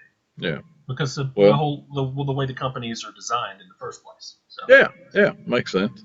Well, okay, so the end of all this, and those are great questions too, Jack. Are they desirable? Why or why not? Well, I'll tell you my side of this. Used to not be. You know, I didn't want anything to do with them. But as you close out sections of collecting, you know, lesser stuff becomes more desirable. Like I don't need to go look for an original pressing of Love Gun. I've got it, you know. Right. But you know, maybe I don't have a Columbia Record Club version. Right. You know, and you know, I'm kind of a completist kind of thing, you know, with this stuff. So to me, they're desirable from that standpoint. If you you know, told me that I had to get rid of a segment of my records, those would probably be it. Right. You know, I mean, that's just, you know, but for me at this point, they're desirable. There's certainly a reason like that for them to be desirable. If you put the word more in there, are they more desirable? You know, they're definitely not more, in my opinion, more desirable than anything. There are a few pieces I definitely strayed away from them completely, and didn't even consider getting any of them until we started, you know, Kiss My Wax. Kind of like the 85s as well. You know? Very similar to me. Yeah, very similar. But you start looking at all of the kind of weird variants, you know, like apparently it's much more common to find that double platinum variant. Gosh, I wish you hadn't said that. Why? Why? Why do you want everybody to be looking for that now? Sorry. You know, I gotta be honest with you. That guy killed me the other day when he posted that. Well, I've been silently looking for that forever, and nobody is going to get a deal on eBay now on any Columbia Record Club copy. You'll have to. I'm telling you. Look, I don't like to be a market setter, but I'll bet you the next copy that comes up for sale on there, if it's sealed, which I don't count seals anyway, somebody will spend $400 on that, hoping that they get it. You have to admit that we have done that more than one time. Yeah. Yeah. You know, we did it to your greatest kiss. We've done it a lot, you know. So everybody ignore what he said earlier. I'm still looking for that damn thing. But the only reason I mentioned it is because it was posted about in the group. So yeah, they're definitely have been at least 2. Right. At least Right. 2. And then Yeah, I think it isn't the RCA of the first album. Doesn't it have the Love Gun? There are some that do. Right. Yeah. So Yeah, that and would be desirable for me. I yeah, would and want to find Destroyer also, same Right. thing. So I would want to find those, but as Yeah. far as making them any kind of priority in my collection, they would be at the very end. So, Yeah, and everybody's different. Everybody's different. Sure. But like I had the opportunity to buy one of the first albums with Love Gun on it, and guy wanted $60 for it, and I'm like, no, no. Yeah. no, that wasn't happening. Yeah. I mean, just it got to be demand to go with the small supply, to make the price high. Right. Anyway, all right. All right. So Jack, those were great questions, man. Thanks for asking them. Hope we, touched on everything good enough for you. So, all right. So Dave Wall says, when I was a kid, the Holy Grail for Kiss fans was the originals. In reality, what is the Holy Grail now? What is the hardest, rarest Kiss vinyl to come across? And I believe that we have addressed this a few times. A lot of people, I wanted to go out and say that several people ask questions that we have addressed in previous episodes, especially in our top 10. We did a Kiss My Wax top 10 episode when Andrew was still on board, and we basically did our top 10 favorites, our top 10 most sought after, our top 10. I don't think I did sought after. Yeah, maybe you didn't, but me and Andrew did, and then we did like a top 10 highest ever sold based on Popsike, and then we did, we kind of touched on that, but we'll go ahead and touch on these again. Since, I think we need to. Yeah, I think we need to. So anyway, go back and watch that episode because there's some good information in there, and of course, yeah, I'm just going off my head on the personal thing. I may change what I say. So anyway, the rarest Kiss vinyl to come across, and then what do you say, Tom? It is the one you don't have. I have 2 that I don't have. So. No, I'm saying that for me. Oh, yeah. For me, it's the one I don't have. Yep. It's Japanese, isn't it? No. I'm saying I don't have it. Whatever it is. Oh. I've got stuff over here that I got stuff that's super rare. Right. But it's not now. I've got it. You know what I'm saying? I mean, if the one you're digging for right now is probably the best of Kiss, the Japanese. What would you call it? Not a mail-in, I guess a mail-in. It whatever. was a mail order, wasn't it? Yeah. But I can't really say that because there's other stuff that I just can't grab. Creatures of Night from Iceland. I can't grab one. But the difference there, Unmasked from Ireland. You got one of those? No, but the difference with like Creatures from Iceland is we've seen those come up. How many times have we seen a Best of Japan come up? I've never seen one come up. Never. Absolutely never. We know of one guy that has it in his collection. Is that right? Yeah, at least one. Yeah, for sure, one guy that has it in his collection. Yeah, but my buddy Luther has a great theory on this. Okay. He really does. I'd love to hear it. They're out there.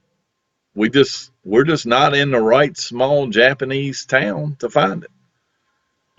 I mean, it's again, same thing, very similar to the LPs from Iceland. There's not tons of them, but the problem is we're not there.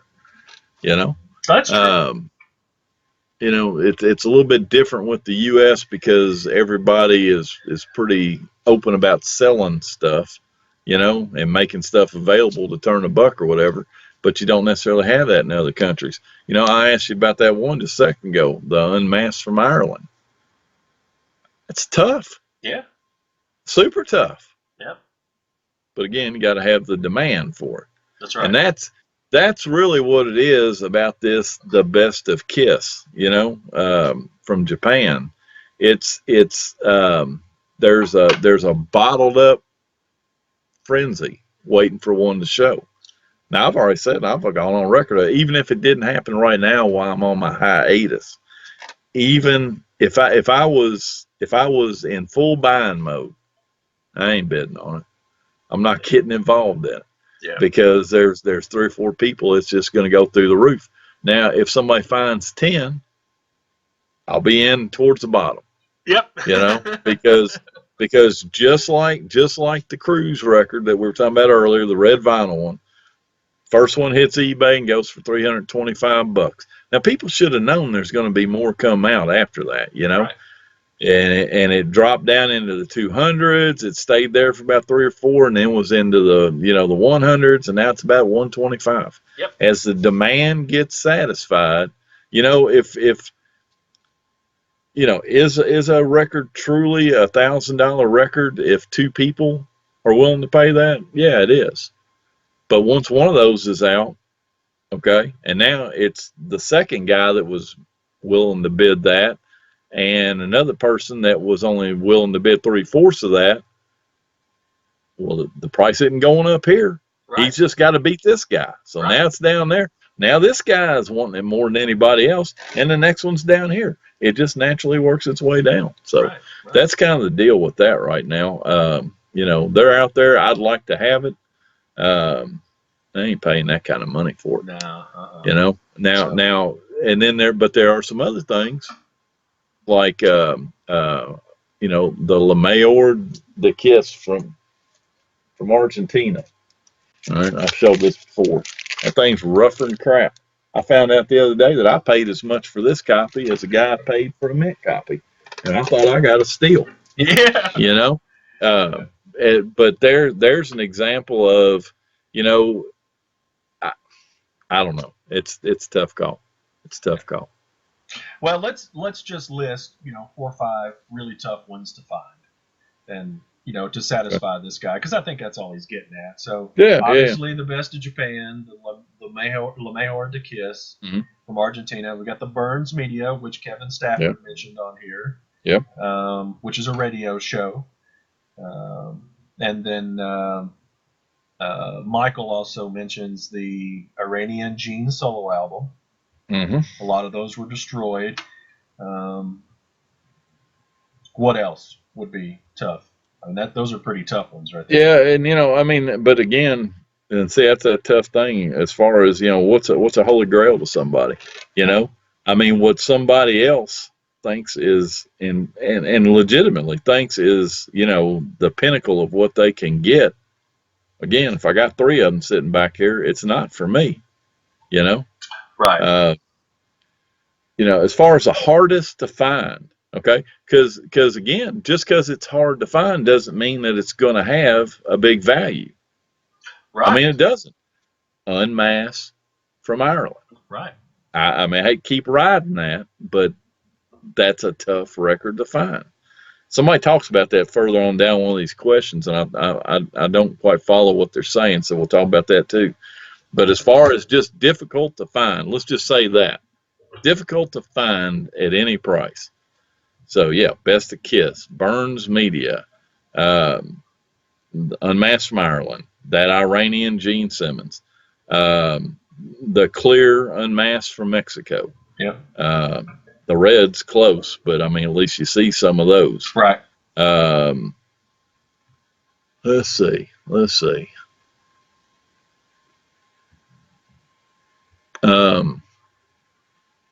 Icelandic creatures. Iceland creatures. The white double platinum from Australia. Yes, that's a good one. Yeah. Because look how many of those are showing up, and the price is over $1,000 now. Yeah. But yet nobody's coming out with it. Yeah. So those would be some I would say, but they're not always necessarily. But if it's a shame really, because if you go by price, which we'll look at some pricing later on, because that comes up further down the list. Most of the highest selling Kiss records of all times are counterfeits and resealed records. Sickening. Yeah, it's disgusting. It's disgusting. Yeah. All right, let's move on to Adam Tidd. He said, for both of you, what is your most treasured Kiss item and why? And it doesn't have to be vinyl. And what is the first album you managed to get signed by all 4 original members? I can answer the second part of that question very quickly. I don't have a vinyl record signed by all 4 original members. I only have 3, unfortunately. And I showed it on the Originals episodes, My Originals 2, by Paul, Gene, and Ace. I've never met Peter. Better hurry. I know. Better hurry. He's going to be in San Francisco. Send that thing out to somebody to get it signed, man. Do it. Sign it. I could send. I'm gonna mail it out to Julian and see if he. Yeah. If he's going to go to it. Oh yeah. So what's your favorite Kiss thing that you got? My most treasured Kiss item. Oh Lord have mercy. I don't know. You go ahead. I'm gonna have to think about that. It would be one and the same. It would be my signed That's nice. first LP. That's nice. And as far as which one did I get signed first? Actually, I got about 6 different records all completed at one time. Because of course I was waiting on the last signature. I mean, this is 15, 16 years worth of work right here. Started out with Gene. Got him to sign it. I think Peter was next and I mailed this stuff to Gene. Okay, I'm confident he signed it. But anyway, the rest of them I witnessed all the rest of them. The Peter I got signed in New Jersey at a convention. The Ace I got signed at a convention, horror convention down in Orlando. And then Paul, I finally was able to get him to sign a bunch of stuff at Indianapolis. So, and that journey that I just told you about is why I go on so much about these people that sell all these multiple signed items. How the hell you doing that? It ain't even possible. It's the people that are close enough to the members of that band to get stuff signed multiple times like that, they're not getting anything signed. That's right. Keith LaRue is not handing Paul 30 things every day to sign for him. That is exactly right. It's not happening. So, anyway. Well, as far as my most treasured Kiss item, oh gosh, it's hard, man. It would probably be. It'd probably be My Originals 2 that's signed by Paul, Gene, and Ace. It's so hard to say. I got so much crap back here and so many stories that go along with each one of them. It's really hard to narrow that down. I wish I could have a solid answer, but I can't. So sorry, Adam. hopefully Tom's answers suffice. So. All right. Dan Fisher says, thanks us for taking the questions. You're welcome, Dan. I think it would be awesome for both of you to detail step by step the best way to 1, ship vinyl, 2, things to look for when you think you might be unknowingly purchasing a counterfeit product other than stay away from eBay. So 2 questions from Dan there. Best way to ship it. Bubble wrap in an envelope. Now, sturdy, hard cardboard. When I first started shipping records, I didn't use mailers, and I think they were really much safer when I did that. I had access to thick industrial cardboard and would cut stuff just to sandwich it in there. And because what you don't want, the main thing that you want to accomplish in shipping anything is making it rigid. You don't want bending. Okay, a record. If you take that record in a container, now if you throw it on its corner or something, that's different. But you could drop a record from 20 feet, and if it lands flat in the package, nothing's going to get hurt. Nothing's going to get hurt. Unless the record is inside the jacket, there's a chance that you could get some seam splits. Right. But if it drops straight down, you wouldn't. I mean, I'm giving you that hitting a corner is not good, but it's not pressure going against it. Right. It's the bending. So that's why you want to stay away from bubble wrap. Okay, And I still get stuff that I know they mean well, but don't put bubble wrap around a record. Yeah, You're better off putting several more sheets of cardboard in there. that's what you need. You know? And I did receive a bunch of expensive records, and they were in a mailer, and they had bubble wrap around them. And They move. I appreciate the effort, and they did make it here safely, but it's really not the best way to do it. This is what my company ships single vinyl in. Single record. You see how thick that is? Really? Wow. Single vinyl. This is what we put on the inside. We've got foam on the outside, and we've got this one record came in this, and those are the inserts that they put in. I mean, there's 1, 2, 3. There's six inserts there.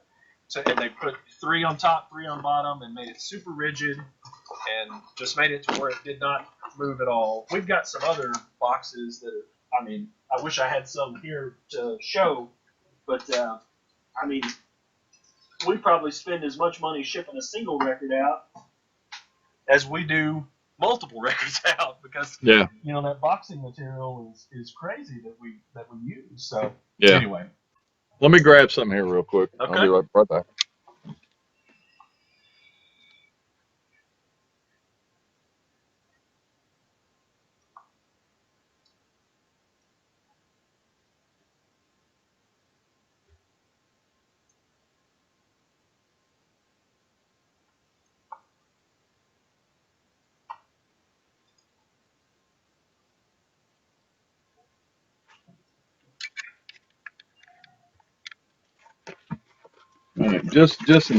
I mean, because we make a lot of assumptions here. Some people may not know what an LP mailer looks like. I mean, this is an unassembled LP mailer. All right, and this should generally take care of anything that you're going to ship. These things are adjustable so that you can make them bigger or smaller. Right. Okay, and so if you're asking for hints on this, you know, the first thing I tell you is don't make the package too big. Okay. But you want to make sure that you bend the edges crisp, okay? Because that you start lose strength if you don't get it in there, kind of you know, straight like that. All right. So once you get everything all bent over and together, I mean, obviously, if you got one record, that's too much room in there. Right. Okay. So the temptation is to take the record now and to bubble wrap around it and put it in here. Do not do that.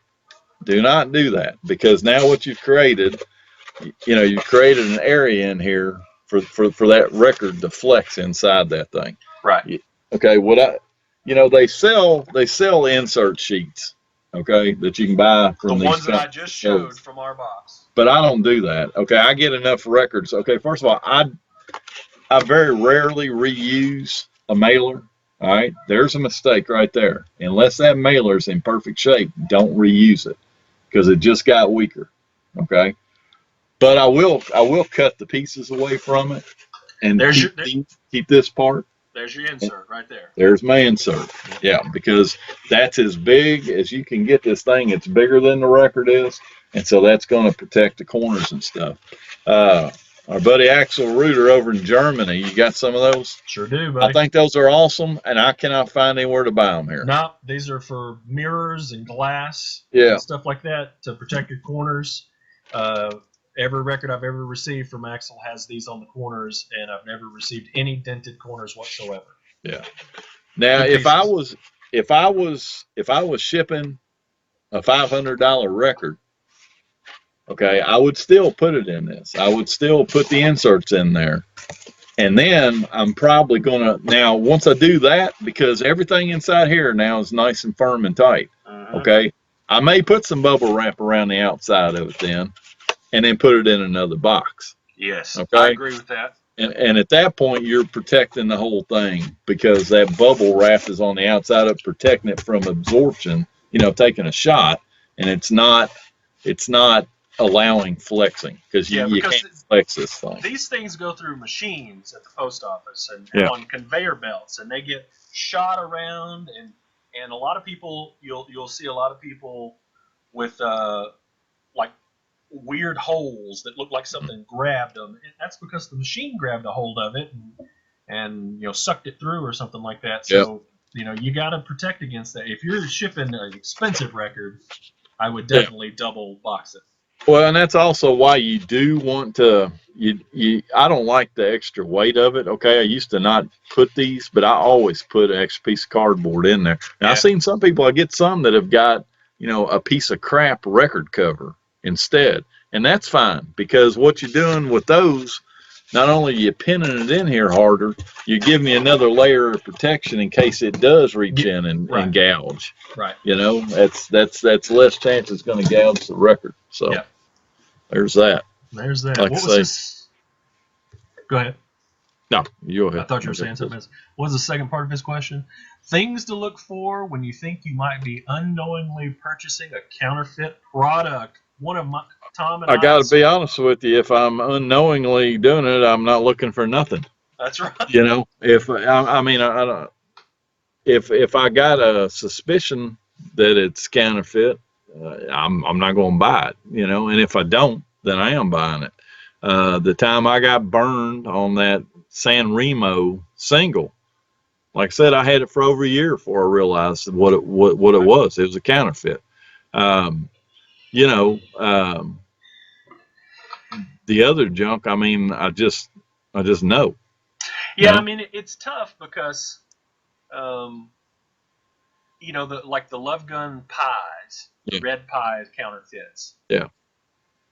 You just don't. I mean, unless you're just an expert on Love Gun red pies, you wouldn't have known. You had no idea. So, but now. I mean, there's specific things to look for, but can't verbalize that to everybody on every record. That's right. It's just just like the first LP that's got the counterfeit out now. Right. First of all, who the hell does that? Why are you counterfeiting a $15 record?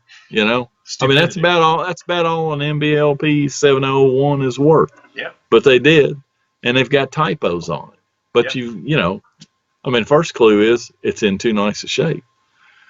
If it looks too good to be true, it probably is. Right, and that's the other thing to talk about all of these other bizarre fantasy counterfeits. And stuff like that. Just know that in very rare instances are the covers changed that dramatically. There's no such thing as a makeup lick it up cover. There's no such thing as a Vinnie Vincent Creatures of the Night album cover. They just do not exist. Those are Photoshop created fantasy artwork counterfeits. Is all they are.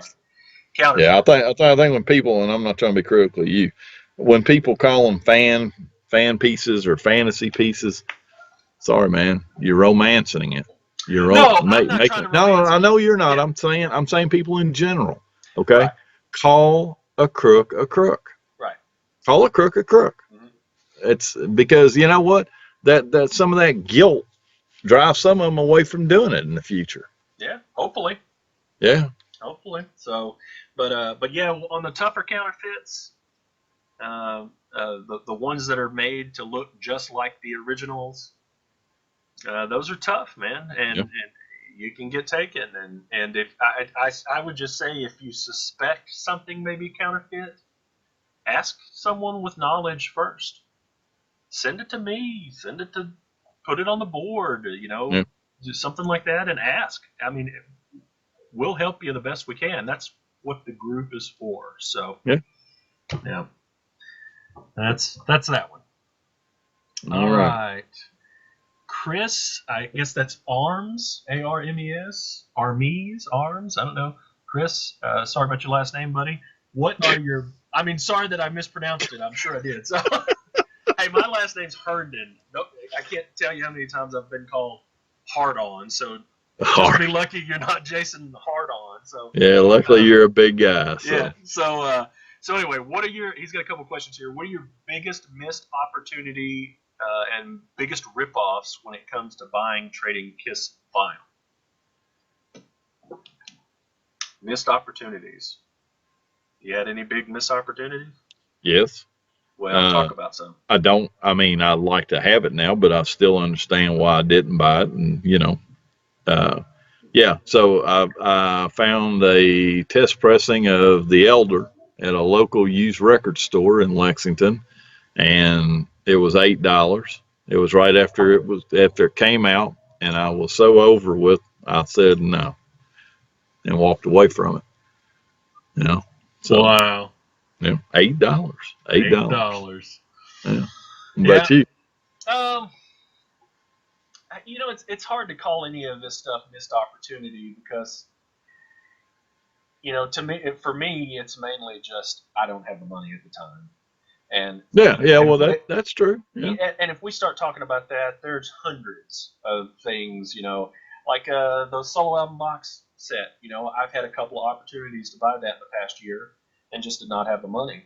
And then it presented itself again, and I was able to get it. Is that a yeah. missed opportunity? I guess that's a missed opportunity. Well, if you passed on it for $50, I would say that was a past opportunity. Yeah, I don't think I've ever not purchased something that was like a steal on something. Yeah. Like your $8 test pressing in the Elder store. I don't think I've ever had a situation like that I was completely aware of. Most of my missed opportunities have been it's something that I really wanted, but it's very expensive, and I couldn't afford it at the time, unfortunately. Yeah. And there's a lot of that stuff. But well, what about your biggest ripoff? Who'd you rip off the worst? I think that's what he's asking. No, I think he's. If we're talking about us ripping off somebody, I think I have, and I've told the story many times. I think I've quote unquote ripped off some unsuspecting Kiss Alive 2 error copy sellers. Okay. Posted it on eBay, and yeah. No, I think he means. I know what he means. I'm just saying. All right. But as far as me being ripped off on vinyl, I don't think I've ever been ripped off on vinyl. Now, I have been ripped off twice on 2 counterfeit Tiger record players that are so damn close that even I consider myself an expert, but higher experts than me were confused on. And that's over $400 a pop. Wow. So that's why I despise counterfeits. Yeah. Because luckily I'm not stupid. I've never been ripped. No, I got ripped off. Yeah. I've got that San Remo counterfeit single over $300. I'm trying to think. It is rare for me to I don't tolerate being ripped off. I've had it attempted a couple of times, but I can't recall the last time. Your San Remo insert, is that the most expensive sheet of paper you've ever bought? No. But but it's the most expensive piece of toilet paper I've ever bought. Right.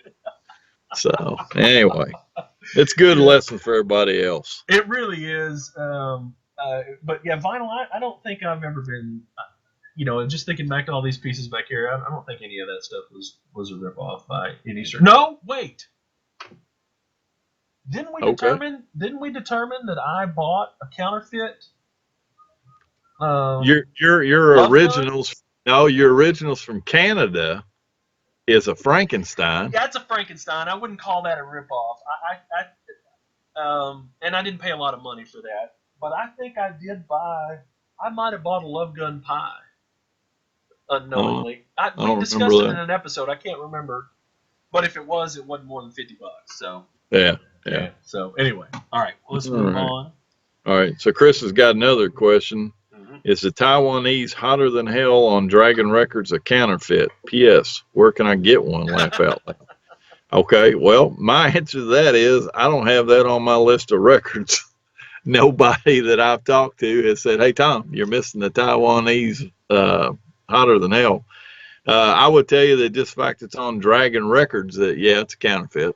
Yeah. Or from the standpoint of it, there's no way that was licensed and authorized. Right. Lots of Southeast Asian. Stuff are mostly counterfeits. But I'm honestly not even aware of that pressing. There's. Well, I'm not going to chase it too hard because again, it's counterfeit. Right. I mean, I'm quite confident about that. Yeah, but you're going to have the Turkish Elder in there, Yeah. Well, But that's that's counterfeit. but that's different. People actually know about it.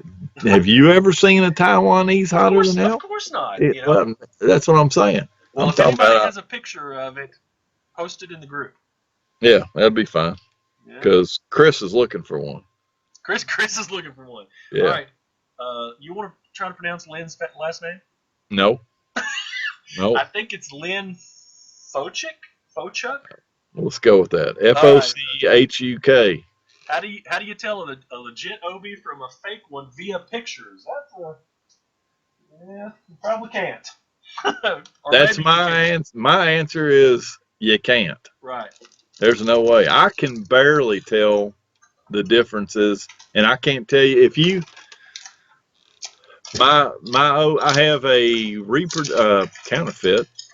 I almost said reproduction. I've got a counterfeit OB for the originals too, and I've got a authentic OB for the originals too that has had the tabs cut off of it. And if they both had the tabs and you threw them down on a piece on a table, I'm screwed because I can't tell. I can tell them apart, but I couldn't tell you which one was the real one and which is the fake one. Right. And I've got these 3 Japanese picture discs that I know for a fact one of them is a counterfeit OB. Not the discs themselves. The discs themselves are original, but one of the OBs is counterfeit. But when I look at the tops, and no one's ever going to be able to see this, but when I look at the tops of these, they're all 3 different colors. Really? Slightly different shades of red. Now, I don't know if that's because one faded or what. One of them is counterfeit. I think it's the Paul. But when I got my Peter Chris, which I am told is 100% authentic, it is slightly different shades of red than the Ace. And you probably can't tell in there, but it's ever so slightly different when you're looking at it in person. The Ace is a little deeper. The Peter is a little more, kind of fire engine red or whatever. Yeah. So I don't know if that Ace is real now or not. And compounding the problem, digital images. I mean, I know when we look at a computer screen, we're going, okay, well, I see you got a blue shirt on, and got this, got that. Right.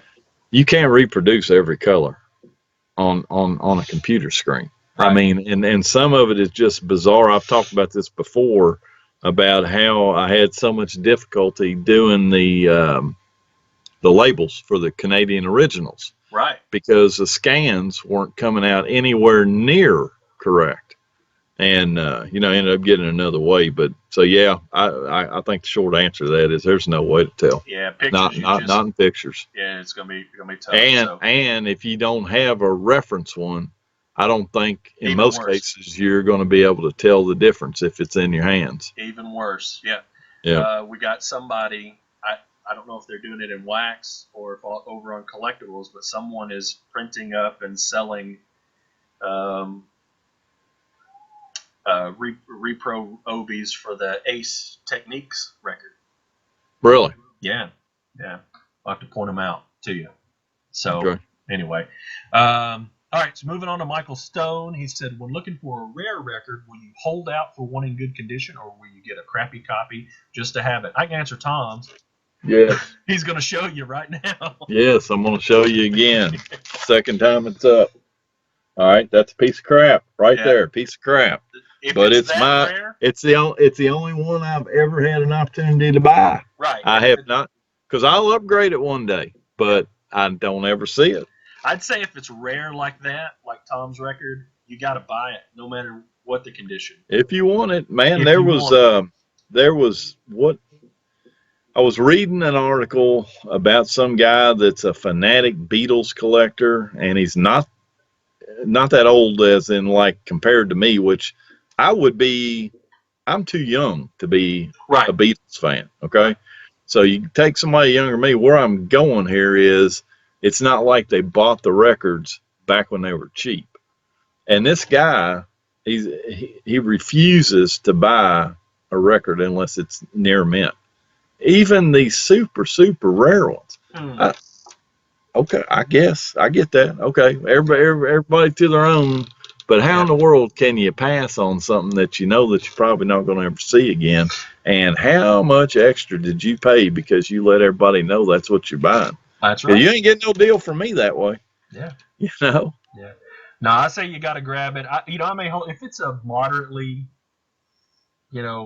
attainable record or something that that you can hold out and a better copy can come along. It's not going to cost you that much extra. That's one thing, but it was like me collecting these 8-tracks. I was buying all sealed. I wasn't buying anything that wasn't sealed until I got up to the Elder, and I'm like, man, this is a $250 to $300 tape sealed now. Yeah. And I just finally had to buy one unsealed. So. Yeah. Well, let me grab one here and do a close to the real life example. Okay.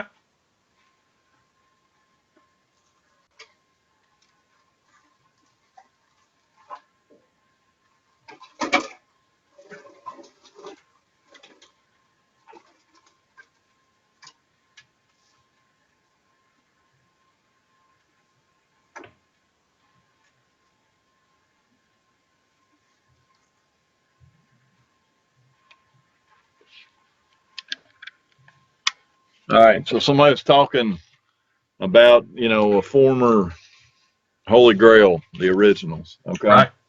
All right. So this like at one time, I mean, I had one copy, but like I got 6 or 7 copies to trade, but they're all in this kind of condition. Right. Okay. Nobody wants that.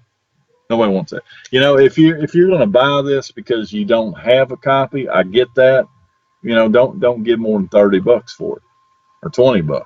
Yeah. I mean, know that you can find copies of this every day in better condition than this. Now you're going to pay. And so I guess that's kind of where that question comes down to a little bit. If you can find it, have reasonable expectation to find it, then yes, I want the best condition I can find. Right, that's what I was saying. And then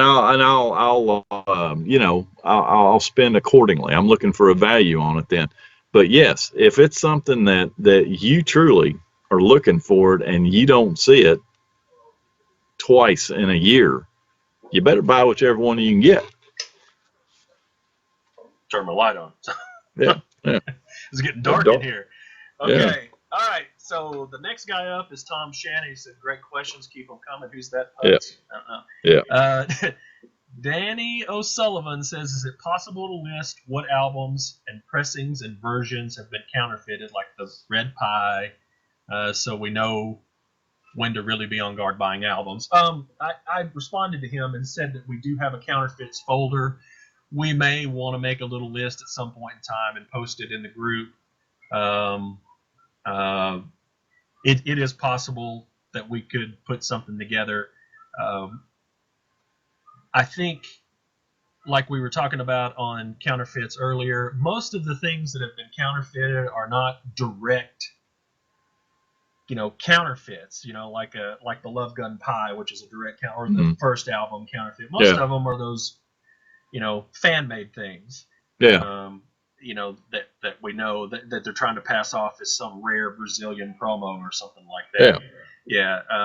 And then you've got the stuff that was counterfeited, like the Turkish Elder, by bootleg companies back in the 80s and stuff like that they're counterfeit because they didn't get rights to press those records, and that happened, like we were saying, that happened in a lot of the Asian countries.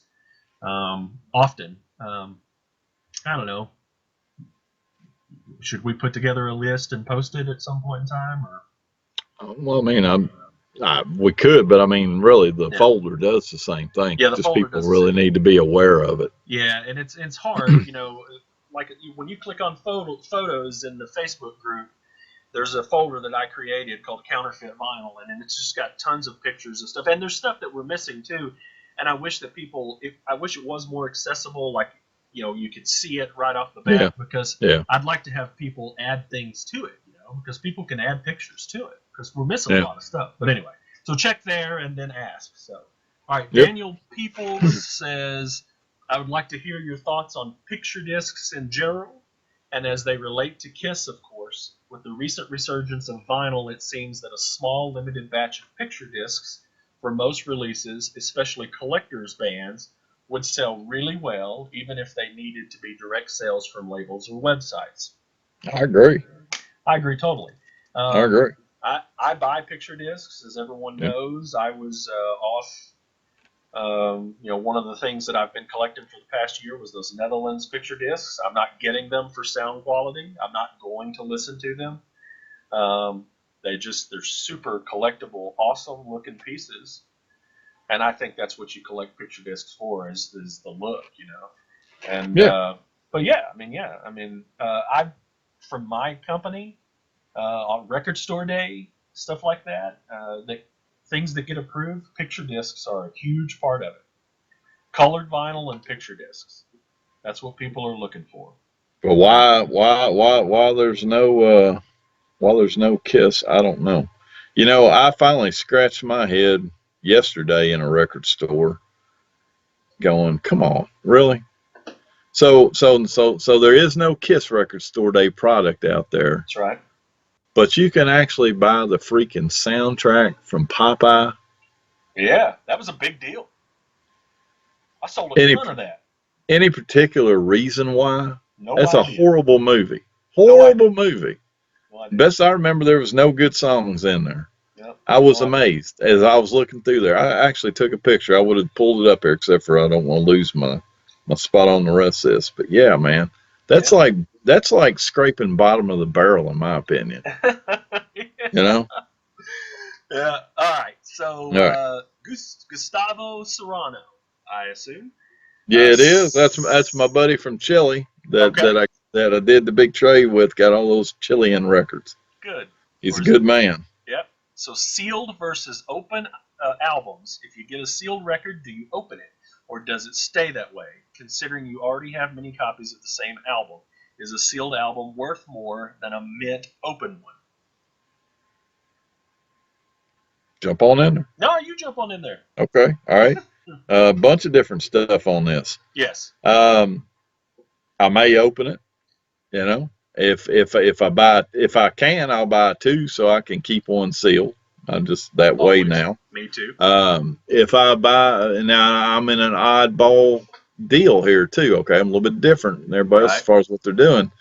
I opened up a bunch of sealed records for this book, a bunch, but they were generally stuff that I didn't pay a lot of money for, and like an Asylum or something like that.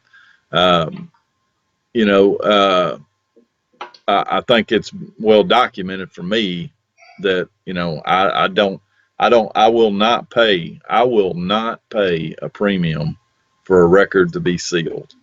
Right. I will pay what I would pay for it being in excellent condition and open. Not near mint, excellent. But that's just me. I don't know how everybody else is. And I'm that way because I have zero faith that anything is authentically sealed original anymore. I'm sure your answer would have been different 10 or 15 years ago. It would have. It would have absolutely been, and part of it back then would have been, I can't afford it. Well, because they crashed the market. I mean, up until the market got crashed for them, a sealed copy of the first record, there was a 901, shit, $600-700, easy. Not so much with Dressed to Kill and Hotter Than Hell because you can't tell what pressings they are. Right. So they would have been a lot less, but they still would have been a couple $100. You're not getting that money now. No way. Because, if I looked at it and it was sealed, the first record, and it was sealed as a 901, if it looks like it's in really great shape, I might buy it just to have it in really great shape, and then I'm going to open it. That's kind of me on that. Is it worth more sealed versus mint open one? I think for most people it probably is. Again, I said it's not for me. Of course, mint, if you truly mean a mint, which is hardly ever the case, that may be a little bit different. I can tell you that in my opinion, and it's held out so far, an open copy of Greatest Kiss that has the insert sheet is worth more than a sealed copy because you don't know if it's got the insert sheet. That's right. You know, that's, you know, people rationally pay. Forget about how people price things. People pay for things in a rational way most times, even if they don't understand that they're doing it. Okay. I won't pay you more money for a sealed record now because in my mind, there's a high probability that it's been resealed. I don't care how well it looks.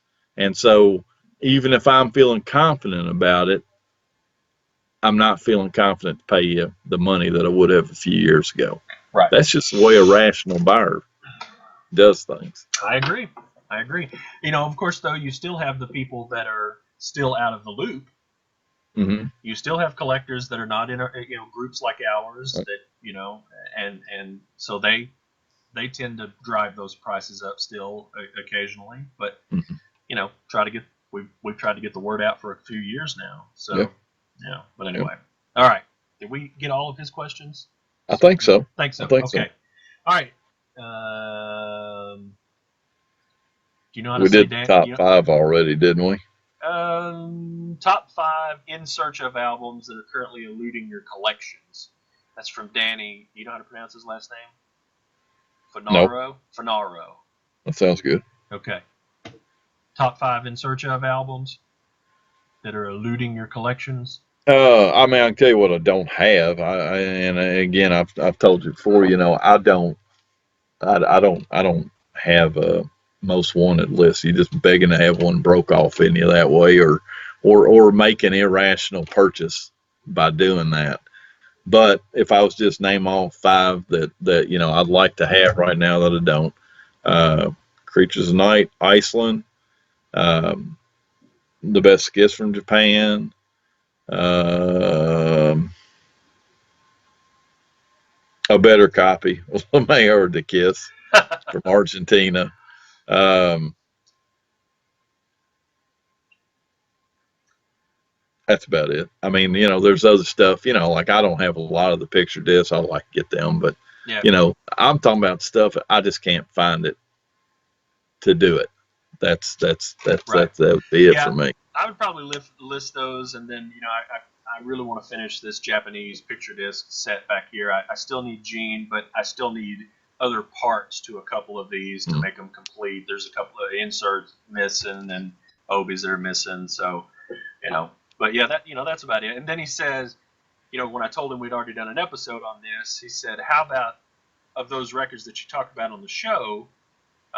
Which ones have you found since that episode?" Now, I don't remember what my list was, but definitely, I'm pretty certain that I'd named those Japanese picture discs again, which I just showed a little earlier. I did obtain those after that, and then the solo album box from Japan, I did show that today, and I think those were all on my list on that previous episode. So I can't remember mine, but we just don't remember. Like I say, I mean, sorry, man. Yeah, I mean, I've knocked a lot of stuff out in the last year, but yeah. All right, Rob Duran says, which item that you previously sold do you regret the only most? Okay, yeah. And have you managed to replace it? I sold out my collection over the years for a while for the cash, and I never really regretted selling it. And I managed to replace it. Yeah. And if I hadn't, that's okay.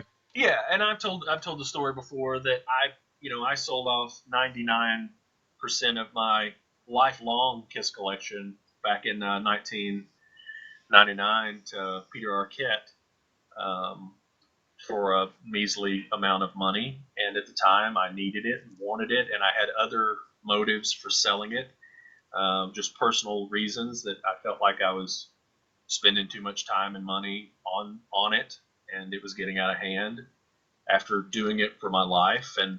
But I, unlike Tom, regretted it immediately. In fact, I have a letter that I wrote to Peter expressing my regret and asking him if we could work something out where I could get the stuff back, He had already sold off some of the stuff, filed it in his collection, didn't know what was mine, told me I was welcome to buy some stuff back, but I couldn't have it back at what he paid for it.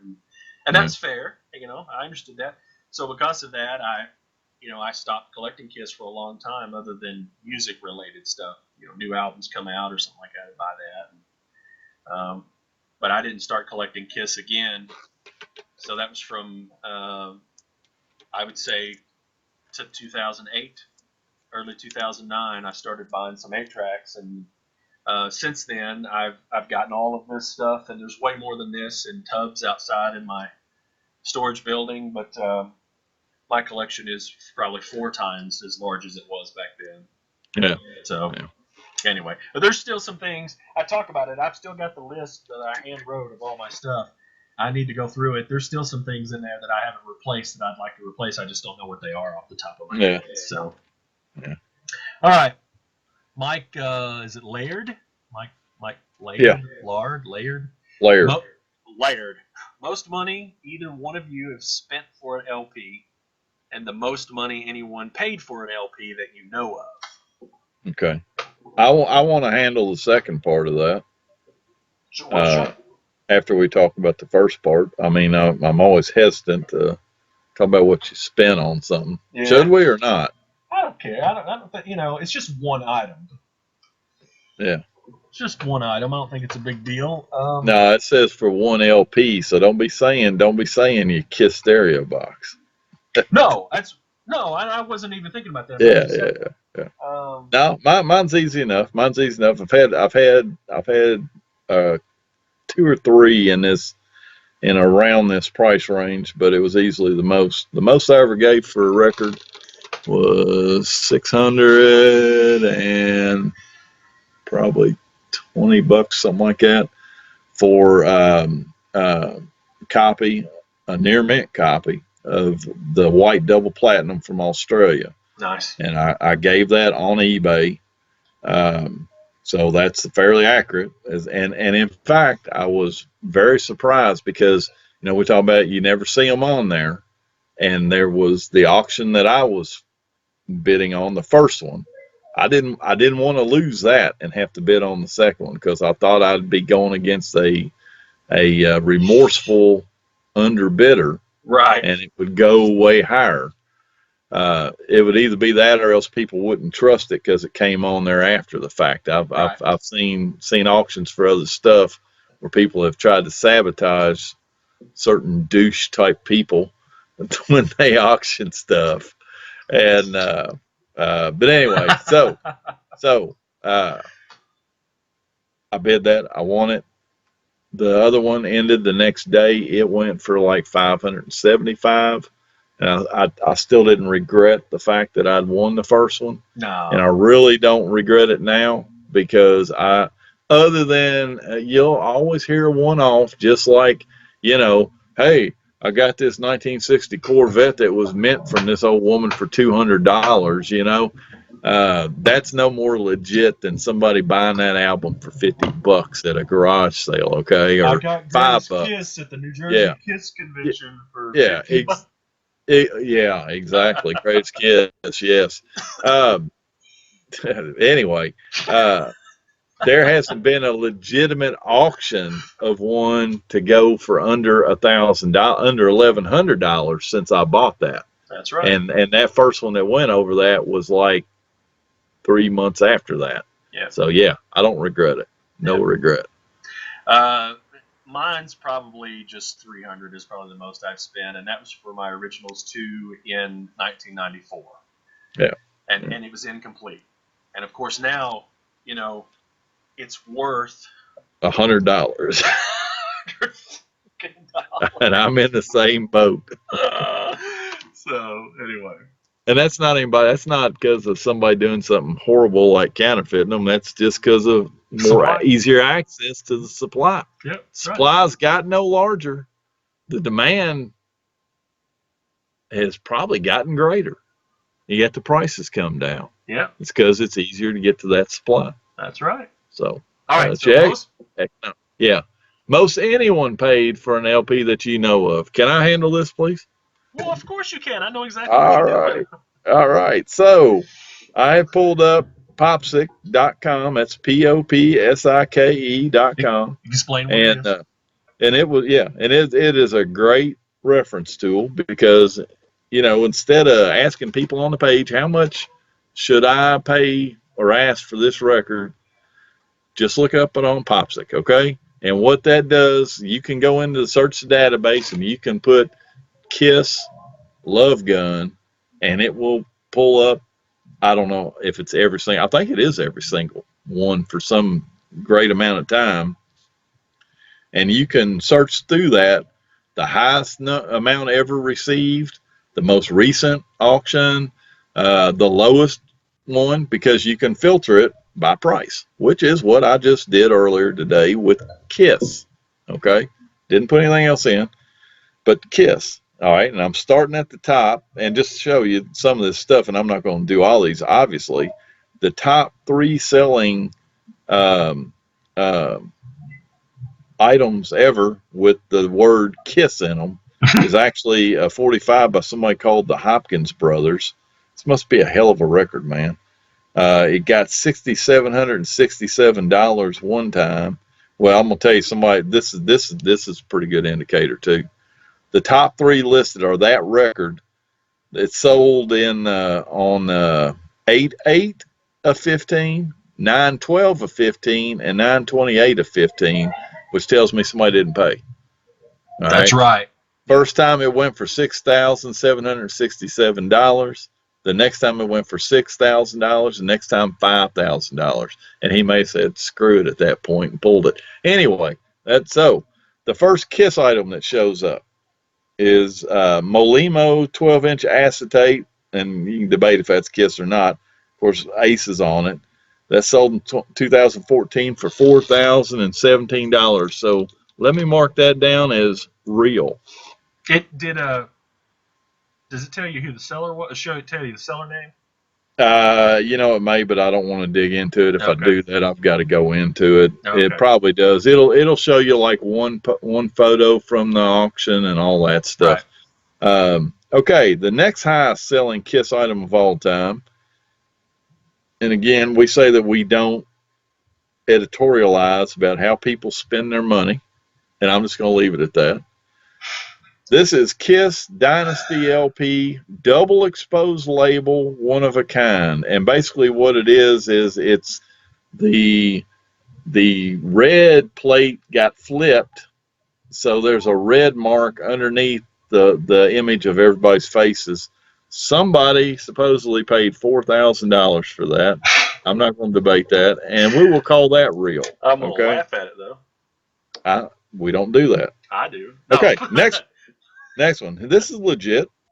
The very first Kiss album, test pressing, signed, $3,500. So that's a real one. Okay. All right. Okay. The next one, Kiss LP, no kissing time, still sealed, original white label promo, $2,500. That's a reseal. So the 4th highest selling Kiss record of all time is a faked, resealed record. All right. The next one, and I'm not going to count like the originals, box set, and all that stuff. Okay. This is a debatable one. Kiss Alive 2, rare 77 2LP with misprint cover, sealed with sticker. That may possibly be real. So Could possibly be real. Could possibly be. It depends on who the seller is. Yes, $1,700. The next one is Kiss Killers from Japan, promo, Obi, bag, sticker, all that stuff. $1,600. That's real. So we got 5 of them now. Okay, next is Kiss Japan. Well, this is all 4 of them. $1,600 for all 4 promo or all 4 picture discs. I know who bought that. That's $400 a piece. So yeah, but I know who bought it. So. Okay. All right. I don't know what this is. Kiss Destroyer, 1976 Casablanca LP mint with 1970 tour press pack, posters, etc. I can't count that. Okay. I bet I know the seller of that too. I bet it's room service, something or another, adding on a bunch of crap. No, this is I don't think so. I don't think so. No, because it's sold in British pounds. Oh yeah, definitely not. Okay, this next one is debatable. We'll count it as real though. Kiss the Originals unopened 3-record set, $1,500. Let's say that is real. I can tell you wouldn't get that today. No. All right. I hear somebody come down my basement steps here. No, maybe not. All right.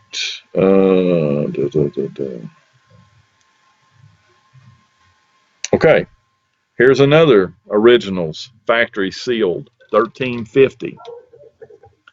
And again, I would never give that for anybody. Anybody gives that kind of money now is insane, because there are documented fake hype stickers out there for that now. Counterfeited hype stickers that look just like the original ones. Yeah. The very next one is another sealed one. All right, and these sold in 2011. Let me pop this up. I do need to see the seller on this. That's not the one that I thought it might be. All right. Live 2 factory sealed, $1,250. Let's see. Kiss promo records. No, this is the Rock and Roll Over Special Edition. $1,225. Now you tell me any reason that some rational person would pay that.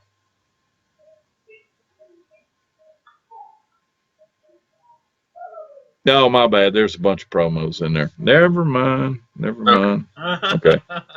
Okay. Aussie double platinum. 1,500. Well, 1,100 US dollars. So that's not mine.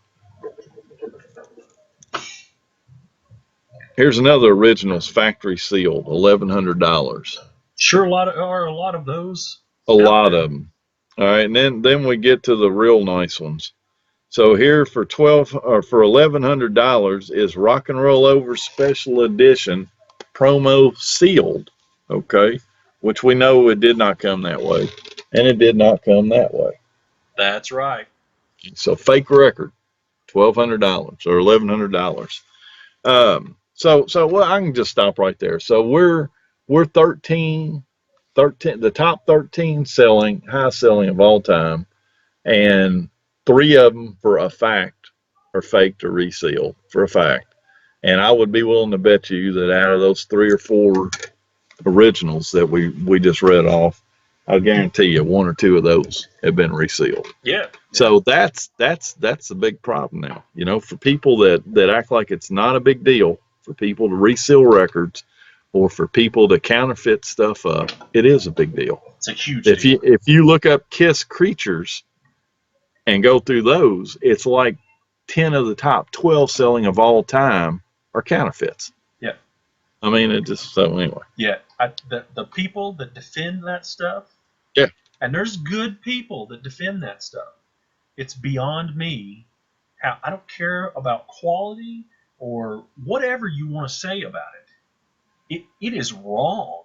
It's just absolutely wrong. I don't care if you didn't do it if you're saying if you do it and you put it up on an eBay auction and you say this is counterfeit and your conscience is clear about it, you don't know what happens to that record down the line. That's right. You don't know how someone presents that record down the line. Oh, that's not my responsibility. Of course it's your responsibility. Yeah. You made it. All you had to do was put a mark on it that says otherwise, that it's, reproduced, put another date on it or whatever. But no, they don't do it because they lose money. That's right. It won't sell, or it won't sell for much. And I guarantee you the people that bought those things on that list that were fake sealed or counterfeits thought they were getting something. They absolutely did. They spent their hard-earned money on it and they got ripped off. Yep. And as a not just a collector and not just someone who cares about the hobby itself and what we're doing to the value of these things, as a human being, you should care about people getting ripped off like that. Yeah. You just Absolutely. should, So anyway, Absolutely. There's our Man, I'm looking at this list. We got a long ways to go. Do we? Yeah, and we're is that right? Are we 2.5 hours into this? We are 2.5 hours into this. Should we break it up and do 2 I episodes? think we should. I think we should do like one more and then come back to it. All right. Well, let's see. Where were we? We're down to Edwin. Okay, Edwin, and Edwin has 3 questions. So, all right, Edwin Schroeder, Edwin Schroeder. Hopefully, I said that right, Edwin. All right, Edwin's going to be our last question, and we'll start with Julian Gill's question on the next episode because this is long, and I don't know how long people are going to hang out. So, all right, Edwin said or asked, did the Japanese promo copies come with or without OB and inserts? Want to answer that now? We'll go on to this next one. Yeah, go ahead and answer that. I mean, as far as I know, they did they? Yeah, as far as I'm aware, they did. Yeah, I mean, in fact, as far as I'm aware. Yeah, I mean, if Alan, if you know anything different on that, please let us know. But as far as I know, they did. Number 2, were the Japanese posters for Live 2 and Love Gun supplied in-store only, or were they also included as being folded inside the album? As far as I'm aware, those were rolled posters. Yeah, and I can see where somebody would, hang on here. I can show you an example.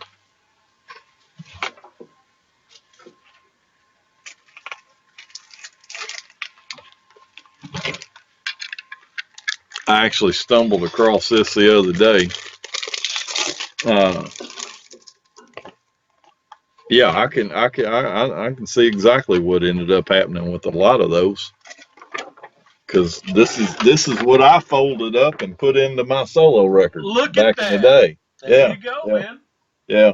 Sure wish I hadn't done it, but I did. I did it to this one, and it's still got the pinholes. Did it to the Ace Frehley, and I ended up taking Ace Frehley and getting him to sign it, so I don't feel as bad about it. Dang, man. Yeah, that's so I'm sure a lot of people did that. I'm sure they folded it themselves to. As far as I'm aware, again, if Alan watches this episode, please chime in. But as far as I'm aware, those 2 particular posters were sold rolled.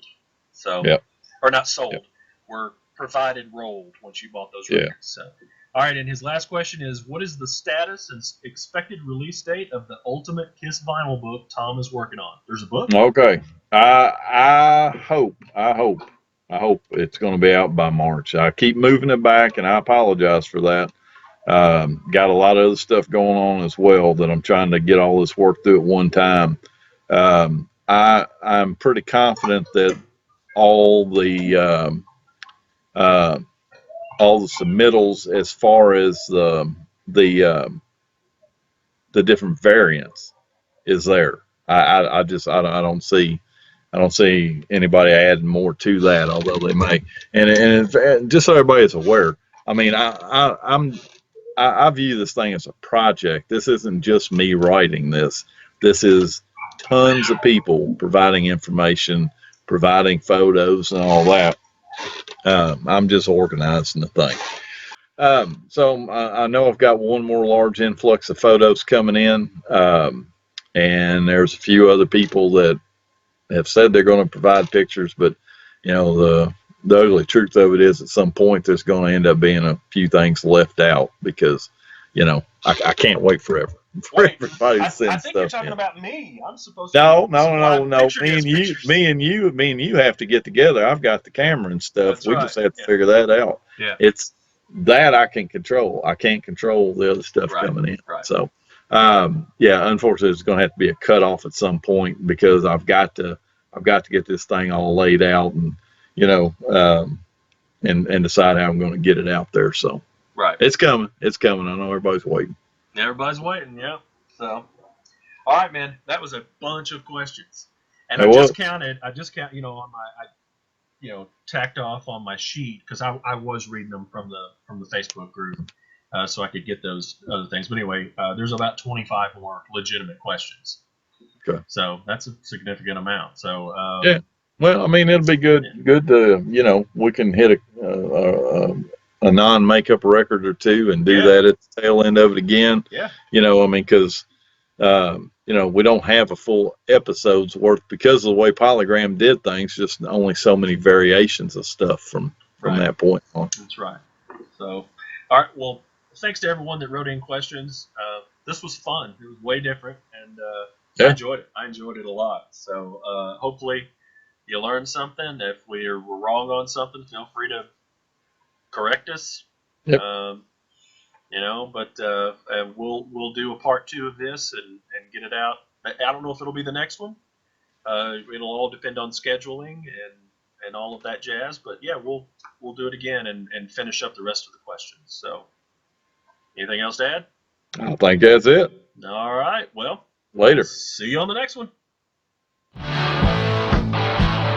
Want more wax?